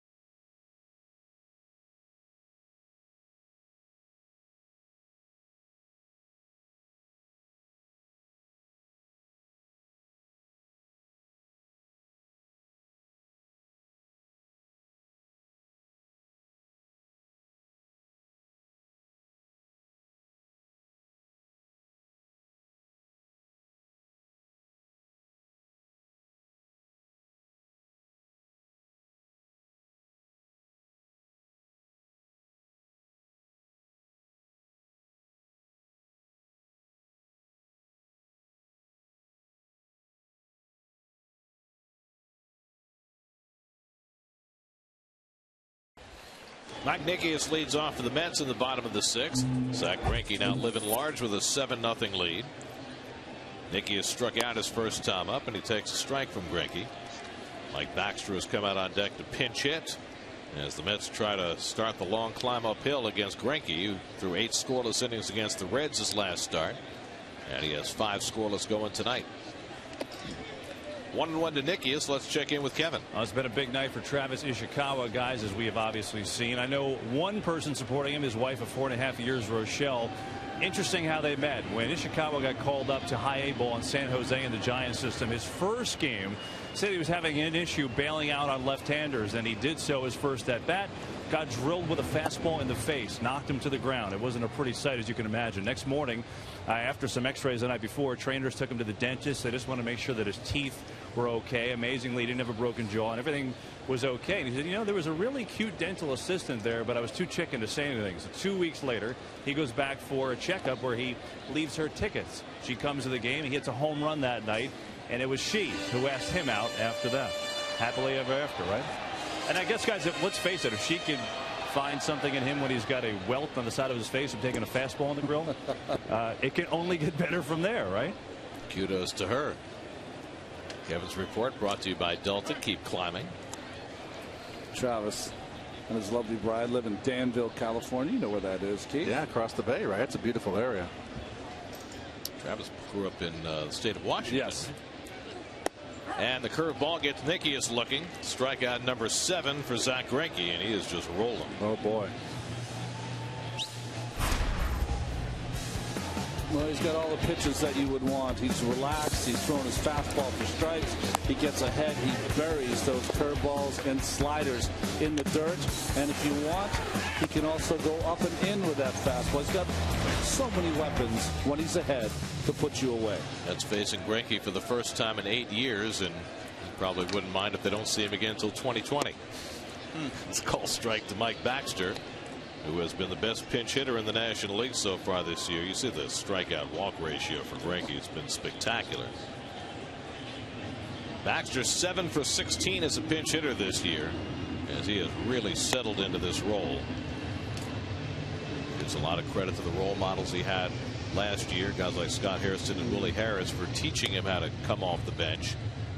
And the Whitestone kid has been front and center in a lot of big rallies.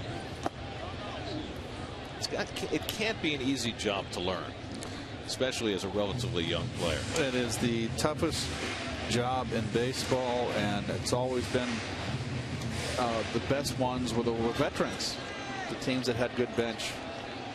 The Jay Johnstones, Greg Grosses, they were veterans. Baxter drills one down the right field line, and he's got himself another pinch hit. He's just been amazing. Baxter sliding in safely with a pinch hit double. His 8th pinch hit of the year. This is only the 36th game. Well, he has been terrific. This is the fastball trying to come in. Didn't get in enough. Little cutter, Ronnie? Little cutter. And he just turns on it. Oh, no wasted motion. Well, the Mets have had some great pinch hitters in their history. At Crane Poole, Matt Franco. The best one they've ever had is in the building tonight, Rusty Staub. And Mike Baxter just off to a tremendous start as a pinch hitter. You know, guys, I was talking to Mike yesterday, and he was telling me, you know, after his first few pinching at bats this year when he was over, and he was trying to kind of learn on the job. Tim Tuffle had him last year in AAA. He kind of tapped him on the shoulder after an at bat, said, hey, let's talk tomorrow. So they sat down back behind the scenes. It wasn't a long conversation, but Tuffle kind of gave him some pointers on things that helped him when he was in that role, and some things that Baxter might want to try. Certainly didn't impose anything on him. And Baxter said, you know what, it was an important conversation because it took the cloudiness in my head away. You know, here I am trying to learn on the job, and he gave me a couple little tidbits of how to go about it. And, you know, talked about Cedeno before, guys, with you about, you know, kind of learning that Hudgens plan. And Baxter said, you know, I'm still abiding by that plan. I still want to go by that, but I want to be even more aggressive. You know, I mean, I want to take it to the next level. I'll take a walk if I have to, but I want to go up there and be even more aggressive than I would normally be. I am not going to let a good pitch go by. Well, the old adage when you're a pinch hitter is that if you get a fastball, you can't take it. You're coming off cold. You get a piece of cheese, you got to take a hack at it. You're not sent up there to pinch hit to take pitches. And, just stay within yourself. Just keep doing what you're doing, Baxter, and you're doing a terrific job. I mean, it's not an easy thing that you're doing, and he's driven in some big runs. He drove in 4 runs on that road trip. Right. This is a rare pinch hit at bat for Baxter, in that it doesn't come in a close game. Most of his pinch hits have come in tight situations. And he uses the whole field too. He can go to left center field. And one of the reasons it's difficult for players is you have to give up on the ultimate dream, that everyday player, and try for their new dream. That's being an excellent guy off the bench. Well, it helps to be smart enough to be able to weigh your personal situation, and we know Mike's got some smarts. He's got that in spades. You know, guys, he described it. He said, you know, it supersedes working the count, but it doesn't mean just going up and hacking either. Still having a plan. 2-2 to Torres, who's grounded to short and struck out. Andres 0 for his last 11, and he slides this one down to third, and Ramirez throws him out for the second out. SNY's Super Slow Motion is brought to you by your Mercedes-Benz Tri-State dealers. Visit them on the web at searchmercedes.com. By the way, guys, one more thing. Tim Tuffle's had an impact on this team, huh? I mean, I haven't talked to too many guys that haven't brought his name up on their own. Obviously, we did a lot about his work with Wright, and Baxter gave him a lot of credit, too.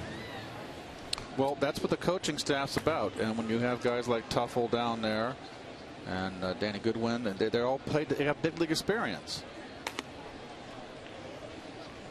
Tom, excuse me, I'm slipping. Not slipping. There's Tommy. Here's Tommy Goodwin. Really helped out with the running game and the outfield play. Neuenhuis has struck out and grounded to short 0 for 2. By the way, we mentioned Baxter with 8 pinch hits. We're less than a quarter of the way into the season. The Mets club record for pinch hits in a season is 24. Rusty did that in 1983.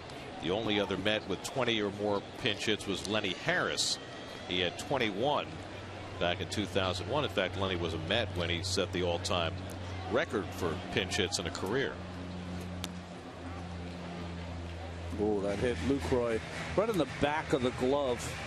Really kind of it's like if you've ever thrown a punch with a boxing glove, you don't quite hit your target correctly, sends that shivers right up your entire hand. Well, we had Rob Johnson hit on the glove hand down in Miami. He's feeling a little better today after suffering a pretty nasty thumb bruise on a ball hit off his glove. You ever hit a heavy bag and hit it incorrectly? That's what it feels like. It's awful. Ooh.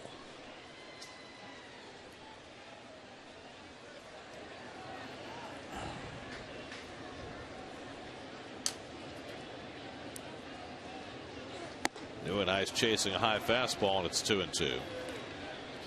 Biggest concern with Neuenhuis has been the strikeouts. He's fanned once tonight, 39 times this year, top 6 in the league. Well, I had a conversation with batting coach Hudgens, and he said that Neuenhuis has not got pitch recognition yet, which means he doesn't see the pitch out of the pitcher's hand, doesn't recognize a slider spin yet, and they're working on it. And you know, to me, I don't know how the heck you can hit without having pitch recognition. Hit with 3 bells. Hit over 300. You've got to be able to recognize the pitch out of the pitcher's hand. That's what those little red seams are for. They help the pitcher, but they also help us. That's right. Slow ground ball. Ishikawa into fielded, and the nice backhand flip to get Neuenhuis and end the inning. Baxter with the pinch hit double, but Greinke with 6 scoreless innings now. 7-0 Milwaukee.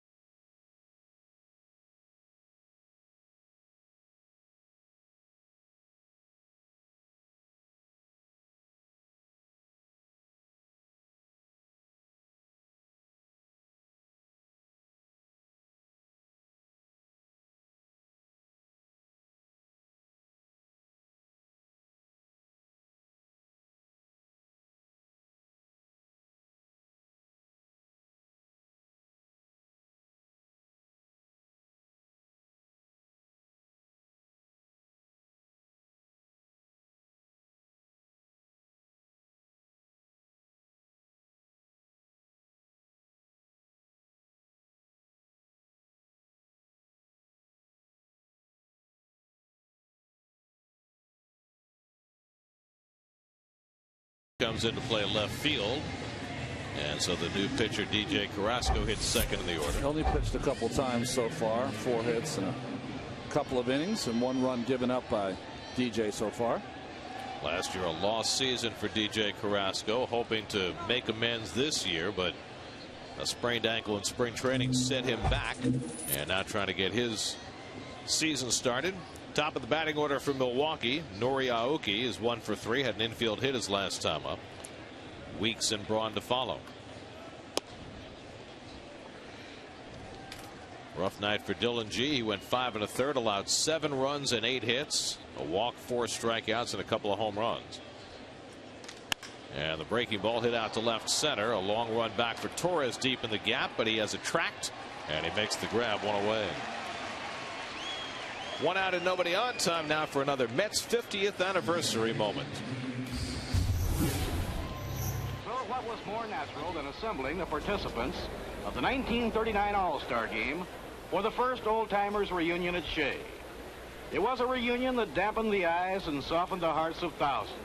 And if you recall, there were a few gentlemen on those teams who had a pretty good idea of just how the game of baseball should be played. Unmistakable voice of Bob Murphy talking about the first Old Timers Day at Shea Stadium. Faces I saw: Joe DiMaggio, Hank Greenberg. Wow. That used to be such a staple. Yep. And, you know, because the Mets didn't have a whole lot of history of their own in those early days, the entire National League served as their history. And those old Giant teams and old Dodger teams were honored year after year. They don't have Old Timers Days here anymore. Nope. That tradition has faded. However, they're bringing another Mets tradition back this year, and that is Banner Day. That's right. Which is coming up later this month. And Rusty Staub is going to be one of the judges. Dwight and Howie Rose. Howie, yeah. I know I talked with Rusty. He's very excited about that. Well, Banner Day always used to be between games of a doubleheader, and you know, as it became more and more popular, the parade got longer and longer, and the gap between games became, it had to be interminable for you guys. As Weeks drives one to deep left center, Baxter looks up, and that's out of here. So Ricky Weeks, who had been 0 for his last 21, connects against DJ Carrasco for his 4th home run of the year, and that hand is feeling a whole lot better now for Weeks. Not so much for Terry Collins. It's now 8-0. Well, this team, the Brewers, came in second in the National League in home runs, and they've got 3 tonight.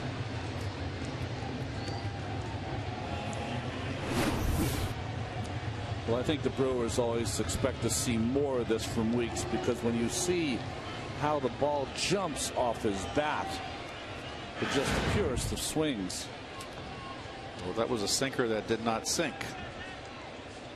Oh, and now Ryan Braun gets drilled, and Carrasco has been thrown out of the game. Oh. First pitch to Braun hits him right after the home run by Weeks, and the home plate umpire Gary Darling immediately ejects Carrasco from the game. That's not right. Come on.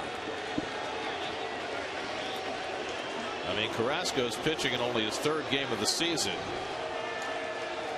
And unless, you know, he was sticking up for the specimen collector, I can't believe he would have anything to do with having hard feelings against Ryan Braun. And Terry Collins rather incredulous, about as much as you were, guys. Well, especially when, you know, he wanted Carrasco out there for 2 to 3 innings of work to give his bullpen a rest. Now loses Carrasco to this fastball that's supposed to be in. It runs in. I mean, you don't know. I mean, only Carrasco knows if he was trying to hit Braun. I will tell you right now, you know, you shouldn't be trying to hit Braun in that circumstance. I'll tell you what, DJ Carrasco is at a point in his career where he just can't afford to be messing around with whatever extracurriculars might be, you know, hanging around. I mean, this is his 3rd game in a season that started late after a lost year last year. He needs to pitch well, not be hitting batters for any reason. And so there's no reason for him to be doing that. There's no way I could possibly think that he did it on purpose. And you know what, like Ronnie said, they wanted to get a couple innings out of him, finish this game up, get him, try to find him a rhythm. I mean, Terry's going to be mad that he's out of the game. So Ramon Ramirez is going to have to come in and suck up those innings instead. And he'll get as long as he needs to warm up. So Terry Collins, rather incredulous. Brian Braun, I'm sure, doesn't think there was much intent either. I can't imagine that he did. In any event, we'll come back to Citi Field as Ramirez will get as much time as he needs to warm up. It's 8-0 Milwaukee.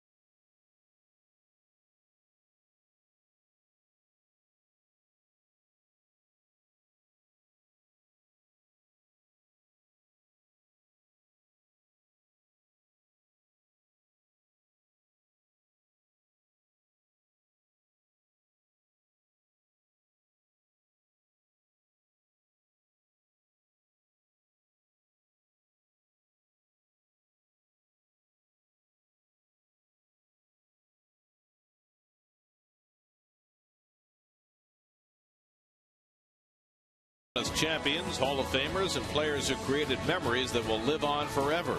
Now the roll call begins as we count down the greatest talents to ever wear a Mets uniform. 50 greatest Mets, presented by Citi, Thursday at 7, only on SNY. Here's your Mazda Mets upcoming schedule. That's Mazda. You can listen to all Mets games on Sports Radio 66 WFAN. The Cincinnati Reds are in town for a night game Wednesday, a day game Thursday, and then bye-bye. And then the Mets go to Toronto and Pittsburgh before they come home for their longest homestand of the year. 4 with the Padres, 3 with the Phillies, and 4 with the Cardinals on their next homestand.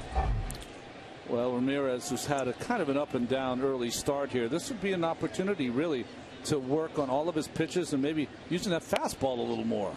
I just think that Ramirez, I like that he goes after hitters, but he's been a little bit of a disappointment thus far this year. He's kind of, like you said, Ron, been up and down.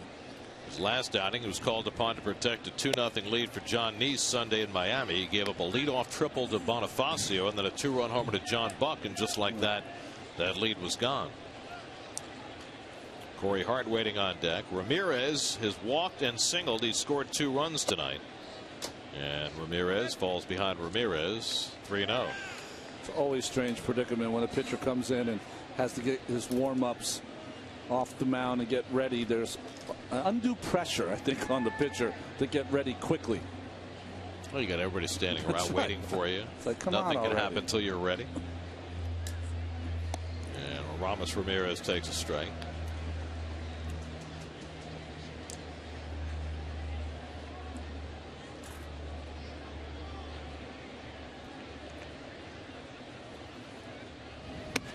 Swing and a miss, 3-2. So I don't know if you noticed this, Ron, but Nope. Never gets cheated. Big rip. Oh, a little back issue. Side, maybe oblique. Oblique, what's that? Once a day. Here's the 3-2, and Aramis Ramirez strikes out. So Ramon Ramirez comes from 3-0 down to get Aramis for the second out. I was going to say, Ronnie, I don't know if you noticed this, but apparently Josh Beckett's golf game is no longer an issue. I could have bet the house he was going to have a good game tonight. 7 scoreless against Seattle. Well, it was Seattle. It was Seattle, but still, you know, with all the things that have happened, he needed a big game, and he got it. And it was his birthday today. 32 years old today, and he pitched a gem for the Red Sox, who, by the way, have now won 5 in a row. They've had a streaky year, right? Some real bad play, and then they've had some 5- and 6-game winning streaks. Well, I think the most important thing is that these last 2 games, Lester pitched a gem last night, and then Beckett today, and you know that's what they need more than anything else is for some decent pitching. It's the other 3 guys in that rotation, though, that have got to get it going. Buchholz and others. Ball and a strike to Corey Hart, who's 0 for 3 today, flied out twice and grounded out. The Brewers got 2 in the second, 1 in the 5th on Ishikawa's first home run, and then 4 more in the 6th, capped by Ishikawa's 3-run homer that knocked Dylan G out of the box. And Hart lifts one to deep left. Back goes Baxter. He's got room this time, and he puts it away to retire the side. Ricky Weeks extends the lead with his 4th home run of the year, followed in close measure by Ryan Braun getting drilled by DJ Carrasco, whose night was brought to an early end. 8-0 Milwaukee.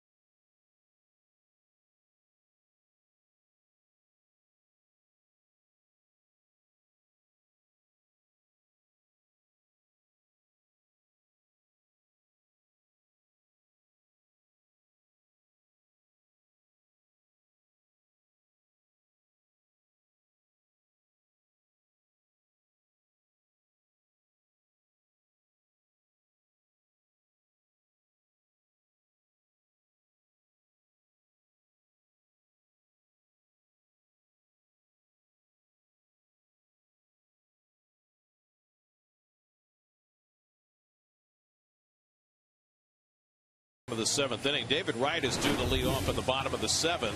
He is not going to bat here, and I think we can pretty much understand what's going on here in the dugout. Yeah, he's very angry, and he's leaving angry. The reason is that Terry Collins take him out of the game because he doesn't want retaliation from Greinke to hit David Wright, but as a person who plays the game and plays the way David is, he wants to be up there and be the guy. If he's going to throw at me, I want to be up at that plate, not the rookie. Because that's the way it usually works. You hit our number 3 hitter, we're going to hit your number 3 hitter. So now Valdespin takes a strike, but more than likely then Greinke's probably going to hit Duda or Murphy. But I also can see what Terry is doing. He doesn't want his best player to have a ball hit him in the wrist or knock him out of the game.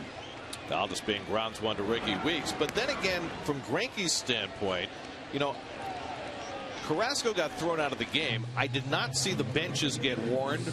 But if you're Greinke and you're working on a shutout, you're going to put yourself in jeopardy of getting ejected. He is not going to hit anybody. He's got a sleeping bear here. He's going to continue to pitch. He's not going to hit anybody in this game. And I don't think Ryan Braun would expect him to hit anybody. Just go out there and throw a shutout, get us a win, and move on. Well, it still comes back to, and you know, we have no idea of DJ Carrasco's intent, and I don't think he's going to pull a Cole Hamels and tell the full truth. But I can't imagine why he hit Ryan Braun, unless, you know, he's sticking up for, you know, the players who are upset about, you know, the steroid test that the suspension that he was able to avoid. I can't even imagine that, but you know, what other reason? Good to have himself a base. Listen, David is a man who plays this game, and he knows that if it's going to happen, he wants to be in that batter's box. I mean, that's how you play the game. You play it tough, rough. Terry's going to pull Murphy as well, and send up Justin Turner to bat for Daniel Murphy.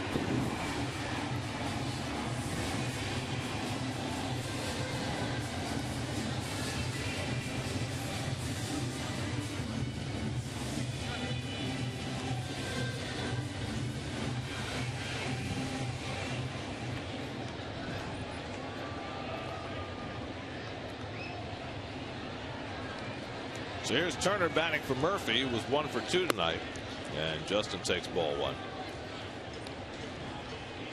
Oh, what do you think, Keith?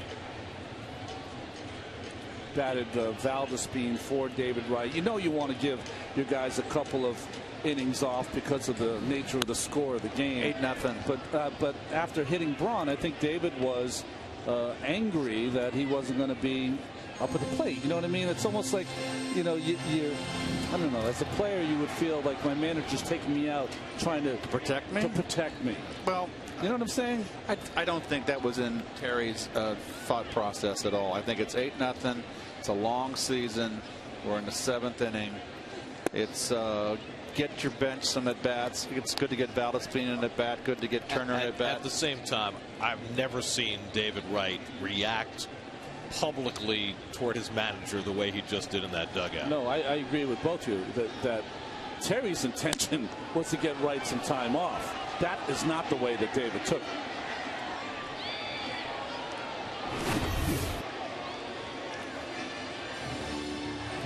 And Terry explaining to Daniel Murphy as he bats for him in this inning. A little different reaction. So what you're saying, Ronnie, is that Terry was not taking David out necessarily to protect him from getting hit. He was taking him out to rest him, but that David wanted to bat because of the circumstance. That's how I read it, and that's how, from watching David play the game, that's how I would believe a lot of players would take that. Is this, you know, if I'm in harm's way, I want to be part of the plan, not out of the plan. 3-2 now to Turner. And he bounces a double play ball to Weeks. And his Turris completes it for the 4-6-3 to end the inning. 7 in the books at Citi Field. It's been all Milwaukee tonight.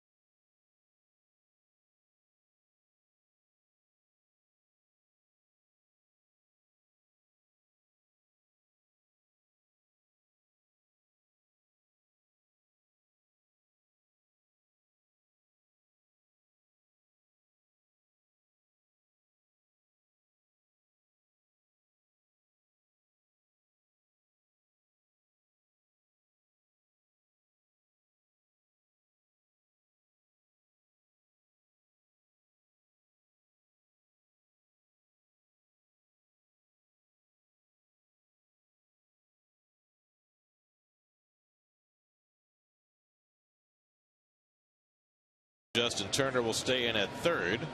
Ramon Ramirez, who took over when Carrasco was ejected, got 2 outs in the 7th, stays on for the 8th, and throws ball 1 to Jonathan Lucroy, who's 2 for 3 tonight, a single, a double. He's driven in a run.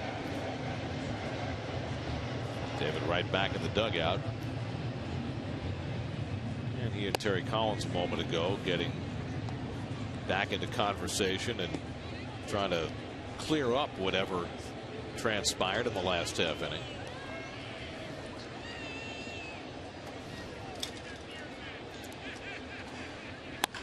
And Lucroy drives one deep toward the corner and foul. Well, this was just moments ago. And clearly David is very emotional and adamant about whatever it is that he's trying to express. Now, they're not arguing here. It's just a man-to-man talk here. And I agree, Ronnie, I think you hit it on the head, is that David's stature as the captain of this team. He's really the captain. He's the leader of this team. And I think David probably might have been affronted or offended that it looked like you're protecting me. So it's not going to be an issue. David's obviously shook up. He's not happy.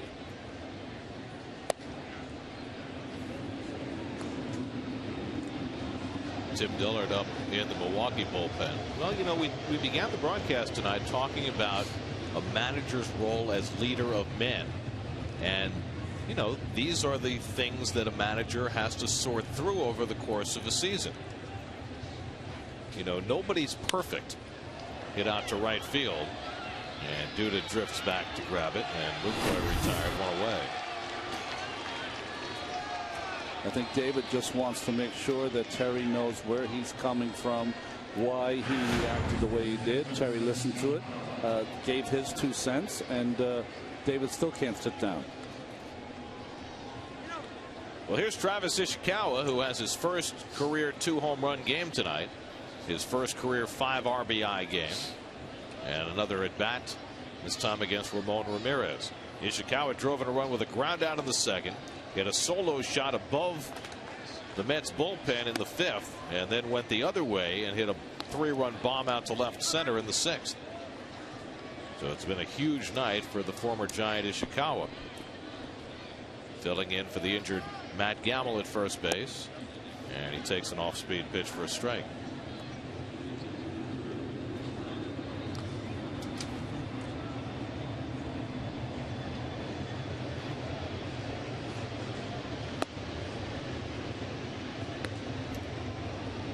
Ramirez has faced 3 batters, retired them all. Cesar Asturias waits on deck.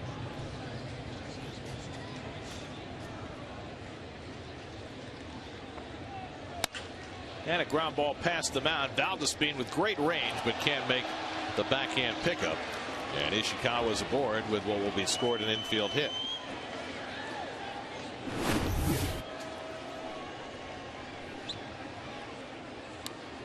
You know, sometimes we talk up here about guys maybe not caring enough, guys not appearing to play the game right, whatever that means. I'll tell you, David Wright was taught how to play the game the right way. He knows the protocol. He knows the etiquette of the game. And being pulled, he wants to make sure that the other team, not only his own team, being the pseudo captain, the captain of the team, de facto captain of the team, better, sorry Gary, is that the other team doesn't look like he's trying to shirk the duty and begging out of the game. Cedeno dropping the throw, but off the bag comes Ishikawa, and he's tagged out. So the Mets didn't execute well, but Ishikawa came off the bag, and so it turns into a fielder's choice nonetheless. It's a bit of an Olay by Cedeno here, shying away from contact, and then the mistake by Ishikawa to never assume he was out. Yep.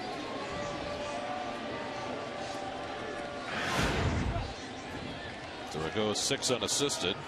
Ishikawa retired. bails out Cedeno and an Edward. Now Nigel Morgan will pinch in for Zach Greinke. So Greinke is done after 7 scoreless innings. So that's 15 consecutive scoreless innings for Greinke in his last 2 starts. And he is well on his way to his 4th win of the year. Tim Dillard getting ready to pitch in the bottom of the 8th inning. Morgan's just had a miserable go of it. He started in center field last night, went 0 for 3. He's hitting just .202 for the year. 84 at bats, 1 extra base hit, no RBIs.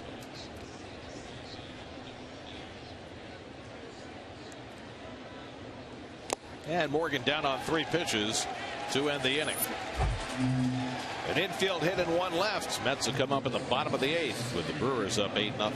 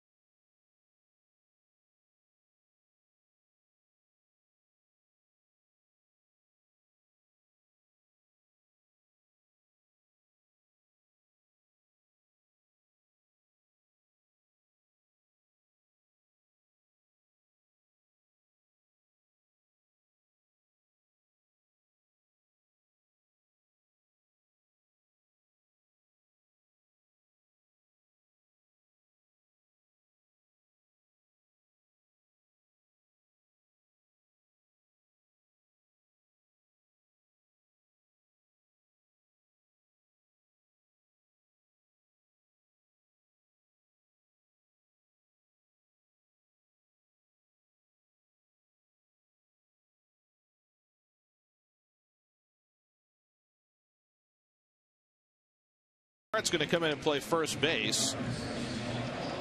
Ramos Ramirez comes out. Edwin Maisonette goes to third base. Ryan Braun also out of the game. Nigel Morgan will go into left field. And Travis Ishikawa goes to right. So essentially, Hart and Ishikawa are switching positions as Tim Dillard comes on to pitch. So what that tells me is that Ron Renneke, who does not have a regular first baseman, is just experimenting right now and seeing Corey Hart for a couple of innings at first. And I got to believe Ramirez is out because of that swing. He kind of tweaked his back. And that young man right there, that was dominance. A pretty good hitting lineup in this Met lineup, and he pretty much dominated them. No walks, 7 strikeouts, 5 hits allowed over 7 scoreless innings. Ike Davis 0 for 2 tonight. He lined into a double play his last time up. Now hitless in his last 13 at bats. Well, you've got a submariner here. It's going to throw that sinker away. Got a big shift on it for Ike. 3 infielders on the right side, and Ike takes it inside. And third baseman really in the shortstop's position. There you go, right there. That's the third baseman. Well, we talked about it last night. The Brewers shift more than any team in the National League. And Ike lead on that pitch, and it's 2-2.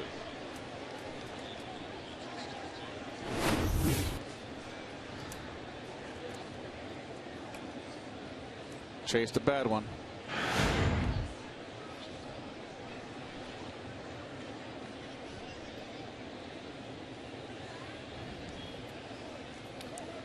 2-2 now to Davis, and the fastball away, 3-2. Tim Dillard in his 4th year with the Brewers.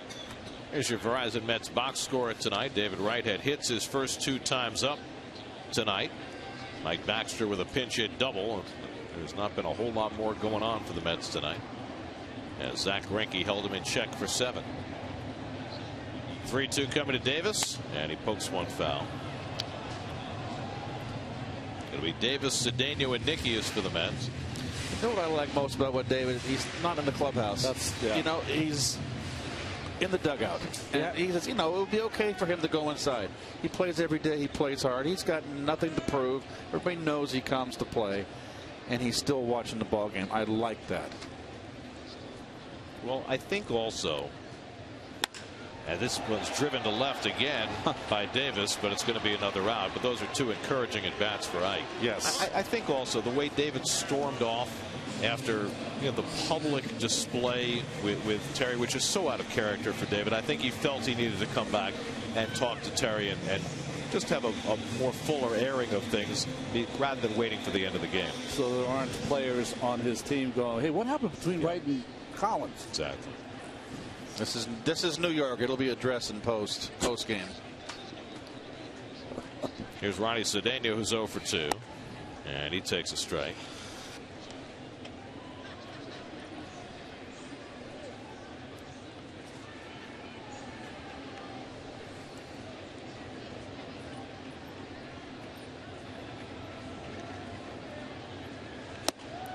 By the way, Corey Hart played 2 games at first base in 2006, a total of 8 innings. So with first base very much a question mark right now. Ron Renneke getting a look at Hart at first base.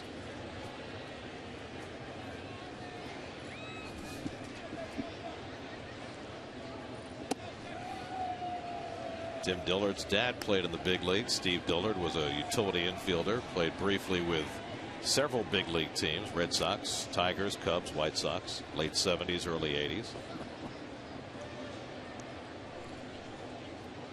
And probably left over from those White Sox days when his dad played there. Tim Dillard does a great Harry Carey impression. He does. Yeah. Whereas Harry was the voice of the White Sox before he went over to the Cubs. How about that broadcast with Jimmy Pearson? Oh my goodness, they were a little outrageous at times. That was a hatchet job. His tourist gets in front of it and throws out Cedeno. 2 away. Recently, SNY and City helped the YMNY-WHA of Washington Heights and Inwood expand their program and purchase much-needed equipment with the SNY Play Ball Award. Now it's your turn. Help your youth baseball or softball league with a $5,000 grant. Apply for the SNY Play Ball Award presented by City today at sny.tv/playball. Mike Nickius up for the 3rd time. Struck out twice against Greinke, swinging in the 3rd, looking in the 6th.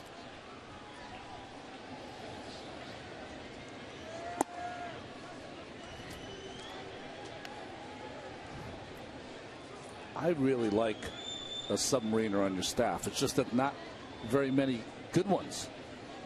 Well, the Mets got a great year out of one in 2006 when they had Chad Bradford on their staff. They never were able to replace him. Tried a couple others. Darren O'Day, I remember. Oh, he was there only briefly. Yeah. The problem with a submariner is that they have a hard time getting the right-hander getting the left-hander out, and the left-hander getting a right-hander out. But you know, Kent Ticovey comes to mind, was one that is probably the best of my generation. Yeah, Quisenberry. No, Quisenberry was the quiz. Quiz and Ticovey. Gene Garber. More of a side armor. Yeah. There are your City probables for the series that starts tomorrow night. Johan Santana against the struggling Mike Leake. And R.A. Dickey going up against Matt Latos in the Thursday day game before the Mets head to Toronto.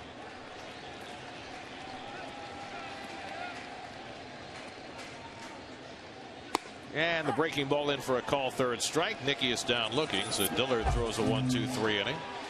We go on to the 9th at Citi Field in the fog. It's 8-0 Milwaukee.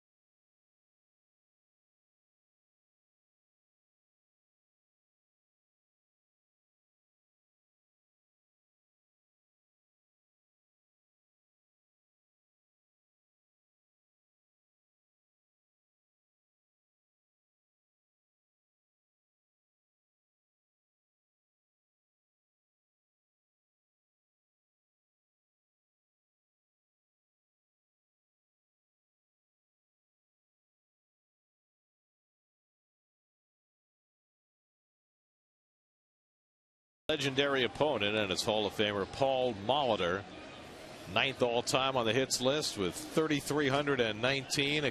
Imagine what he would have been if he hadn't been hurt so much early in his career. The guy could play multiple positions, and he could beat you in a lot of ways. 504 stolen bases. I put him up there in my top 5 of toughest outs. Just had that real compact swing, but would wait seemingly until the ball was there. Such quick hands. Game or two. You have any luck against him, Ron? No. You know, these guys got me late. They got me in the middle 90s. It was done. Aoki pops one up, and Cedeno can't make the sliding grab. And Aoki is safe at first base. I went after that awkwardly, didn't he? He uses, I think he overran it. Yes, he did. That's what it was. He overran it. Usually you see a backhand here, but nice effort. Second soft hit for Aoki tonight. This is Aoki, isn't it? 2 for 5. Gets his 2 hits. John Axford, the Milwaukee closer, in need of some work. Gets up in the bullpen in an 8-0 game. Ricky Weeks snapped an 0 for 21 skid with a home run his last time up against DJ Carrasco, which precipitated what followed, which was Ryan Braun being hit by a pitch and Carrasco being ejected from the game. Pitcher's spot is due up next for Milwaukee.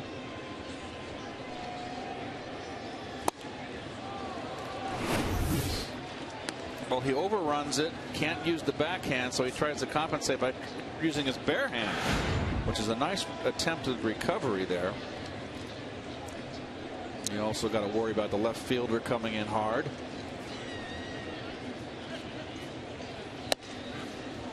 And I have my scorecard wrong. The pitcher is in the 4-hole. Maisonette is on deck. He's in the 3-hole playing third base now. Wide out. Yeah. Go through a lot of that in the course of the season. More and more.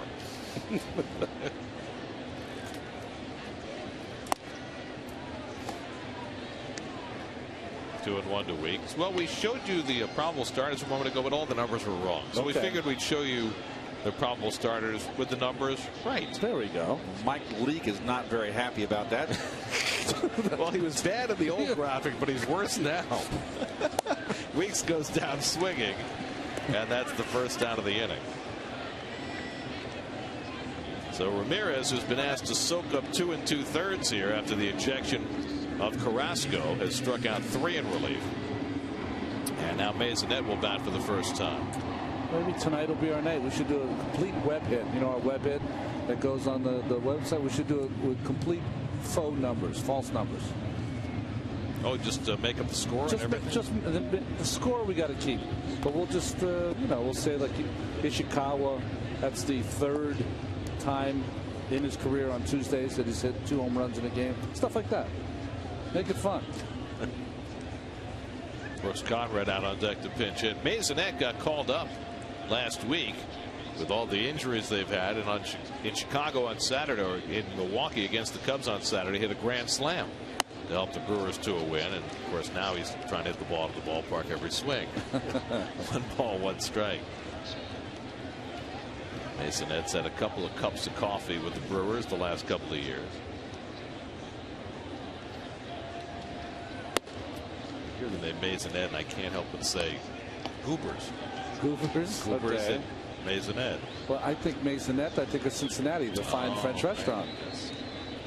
So you've got a much more French orientation. I'm thinking of the movies. 3-1 now to Maisonette.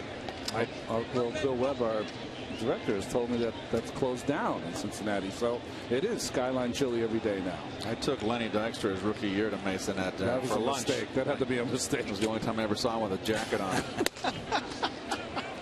How do you do with the French onion? Silverware? Was he able to spit out Canard à l'orange? Did he get that out? Dude. Escargot, dude. Back-to-back strikeouts for Ramirez. Let's check in with the studio, see what's coming up on WB Mason Post-Game Live. Chris and Bobby, take it away.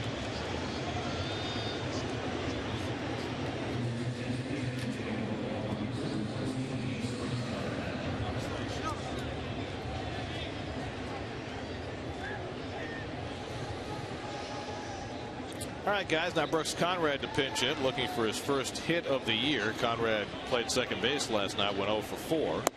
And the former Brave takes a strike.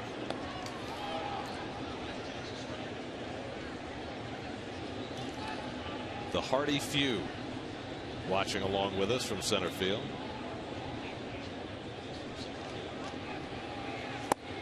Good off-speed pitch by Ramirez. You have to really respect what Ramon Ramirez is doing. Yes. This is one of the little things that in the course of a season you say to yourself, you know, that's taking one on the chin for your team. But you know what? He's throwing better than he's thrown in a while. Probably uses the work. Conrad holds up the swing, a ball and 2 strikes. He's been using his sinker a lot more, sinking that fastball. That's a good weapon for him. Well, he's usually so wedded to his changeup and his slider. Yeah.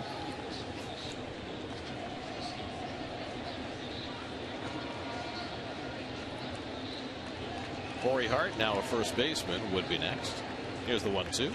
And Conrad hooks one deep down the right field line. And it just tucks away foul into the Pepsi porch. Didn't miss his first hit and home run by a whole lot. Well, we almost cursed Ramon. Sorry about that. Boy, it's less than a foot, isn't it? First seat over. We'll be out there pretty soon. That's right. Our first Pepsi porch game of the year comes up on the next homestand.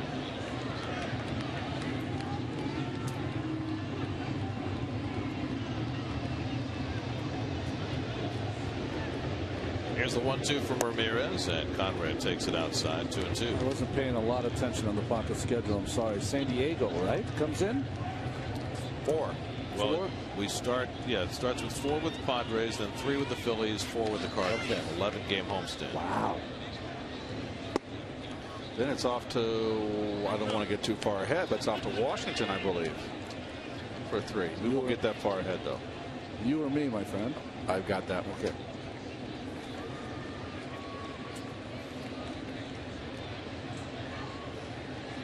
And there's ball 4, so Conrad's on with a walk. 2 men on for the Brewers in the top of the 9th.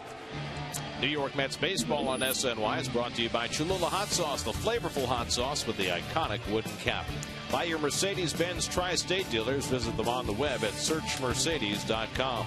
And by State Farm. Tonight's State Farm agent of the game is Hector Camillo of the Bronx. Contact Hector's office at hectorcamillo.com. There's Corey Hart, who's 0 for 4 tonight. 2 out and 2 on. This is live. These guys are still talking. I've just never seen David so animated and chatty. I mean, David's a quiet kid. I think it's going to be fascinating to hear what the two of them have to say when the game is over.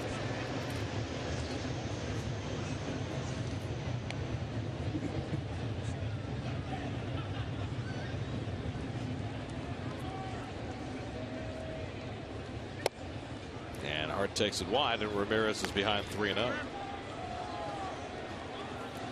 By the way, it wasn't as bad as you said, Ronnie. Molitor 13 for 41, no home runs against That's you. still 317 clip. You know, he was a pretty good hitter. There's no shame in that. Now, if he had 450 against you, that would be bad. Like Tony Gwynn. I was thinking Derek Lilliquist, but Yeah, right. we don't have to go there. That's 1,000. I just saw him this weekend. It always sticks in my craw. He doesn't mention it, does he? Of course not. He's a lot more class than that.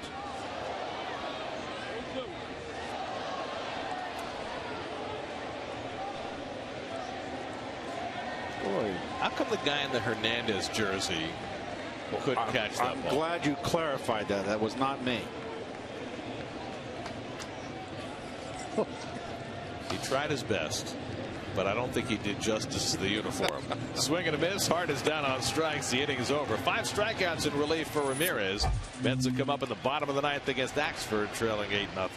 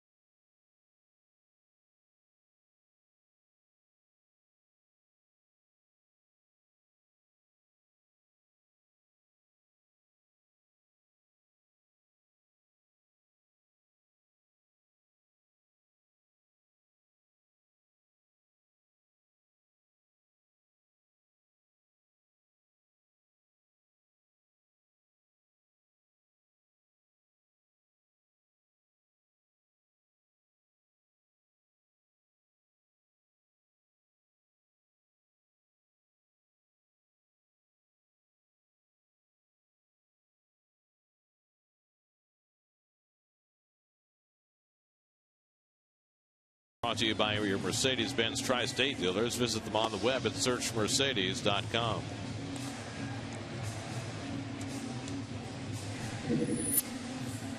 Brooks Conrad stays in the game at second base. John Axford is on to pitch for the Brewers as we go to the last of the ninth. Well, John Axford has an excellent fastball that he throws about letter high, and he has an unbelievable 12-6 curveball that he throws out of that same spot. That's what makes him so tough. He's got the great strikeout to innings pitched ratio, but he's been hit pretty hard this year. However, he had 49 consecutive converted saves until that streak came to an end just a few days ago. Happened on Friday in Philadelphia. There's a call strike to Baxter. Mike appeared as a pinch hitter and drilled a double to right in the 6th inning. Andres Torres on deck, and then the pitcher spot due. What's the record, Gary? 84, 87, 88? Oh, 84? Oh, no. Eric Gagne. Yeah, Gagne. Yeah, 84. Game over. Right, until it wasn't. 1-1 to Baxter. When it wasn't in a hurry. Yes. But Axford had a very interesting night that game Friday. He blew a save for Greinke, the first one he's blown after converting 49 in a row. And then he found out right after the game when he went to the clubhouse that his wife, who was due to deliver a baby in late June, had gone into premature labor. And so he had to leave the clubhouse in a hurry, which you can certainly understand. But Axford's one of those guys that the sports writers love. Yeah. And the reason became apparent when, before he left to join his wife in the hospital where she was in premature labor, as Baxter has another hit. Boy, he's been great. So Baxter is 2 for 2. He left a note for the writers saying, well, I guess my performance tonight caused my wife to go into premature labor. All the quotes, I'll go get him the next time. And then he wrote, cliche, cliche, cliche, love you, signed Axe, and left it on his chair. And, you know, then he went off to join his wife, who, by the way, they were able to stop the labor, and she hasn't delivered the baby yet, which is a good thing. Okay. And she is just fine, and so is the baby. So, you know, on a night when he had every reason just to run out of the clubhouse and not talk to anybody, he just made sure everybody was taken care of with a little love note. Scott Hairston on deck to pinch hit. Anyone who's been around Axford, he is a class act, very funny, and you know, he wasn't in the ideal situation.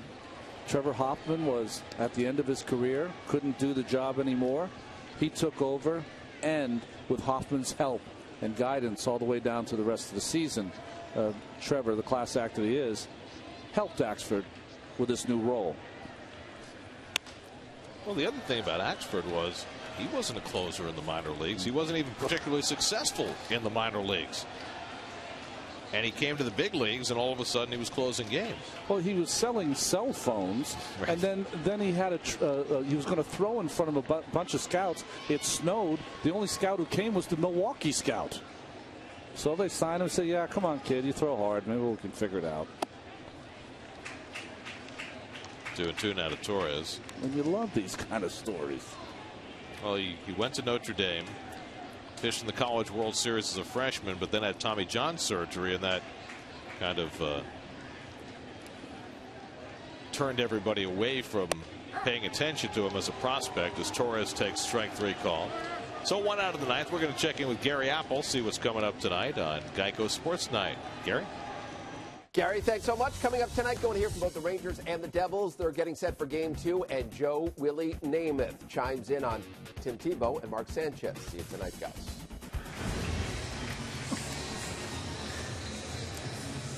Now Scott Hairston will pinch hit for the pitcher. Tough night for Dylan G, who's back in the dugout. He's going to suffer his 3rd loss of the year. Went 5 1/3, allowed 7 runs tonight. This is kind of the way the Mets season has gone, right? They've won all the close games. The Mets are 12-4 in games decided by 1 or 2 runs, but they've had a number of games like this where they've been blown out. The game in Colorado certainly comes to mind, the 18-9 game. It's been a while since they've had a game where they've been blown out. So the Mets, with the game tonight, right now have been outscored by 23 runs. And yet, at the end of the night, there'll be 4 games over 500. It's like that one year where Arizona won in 2007, right? They were outscored by 10 runs that season.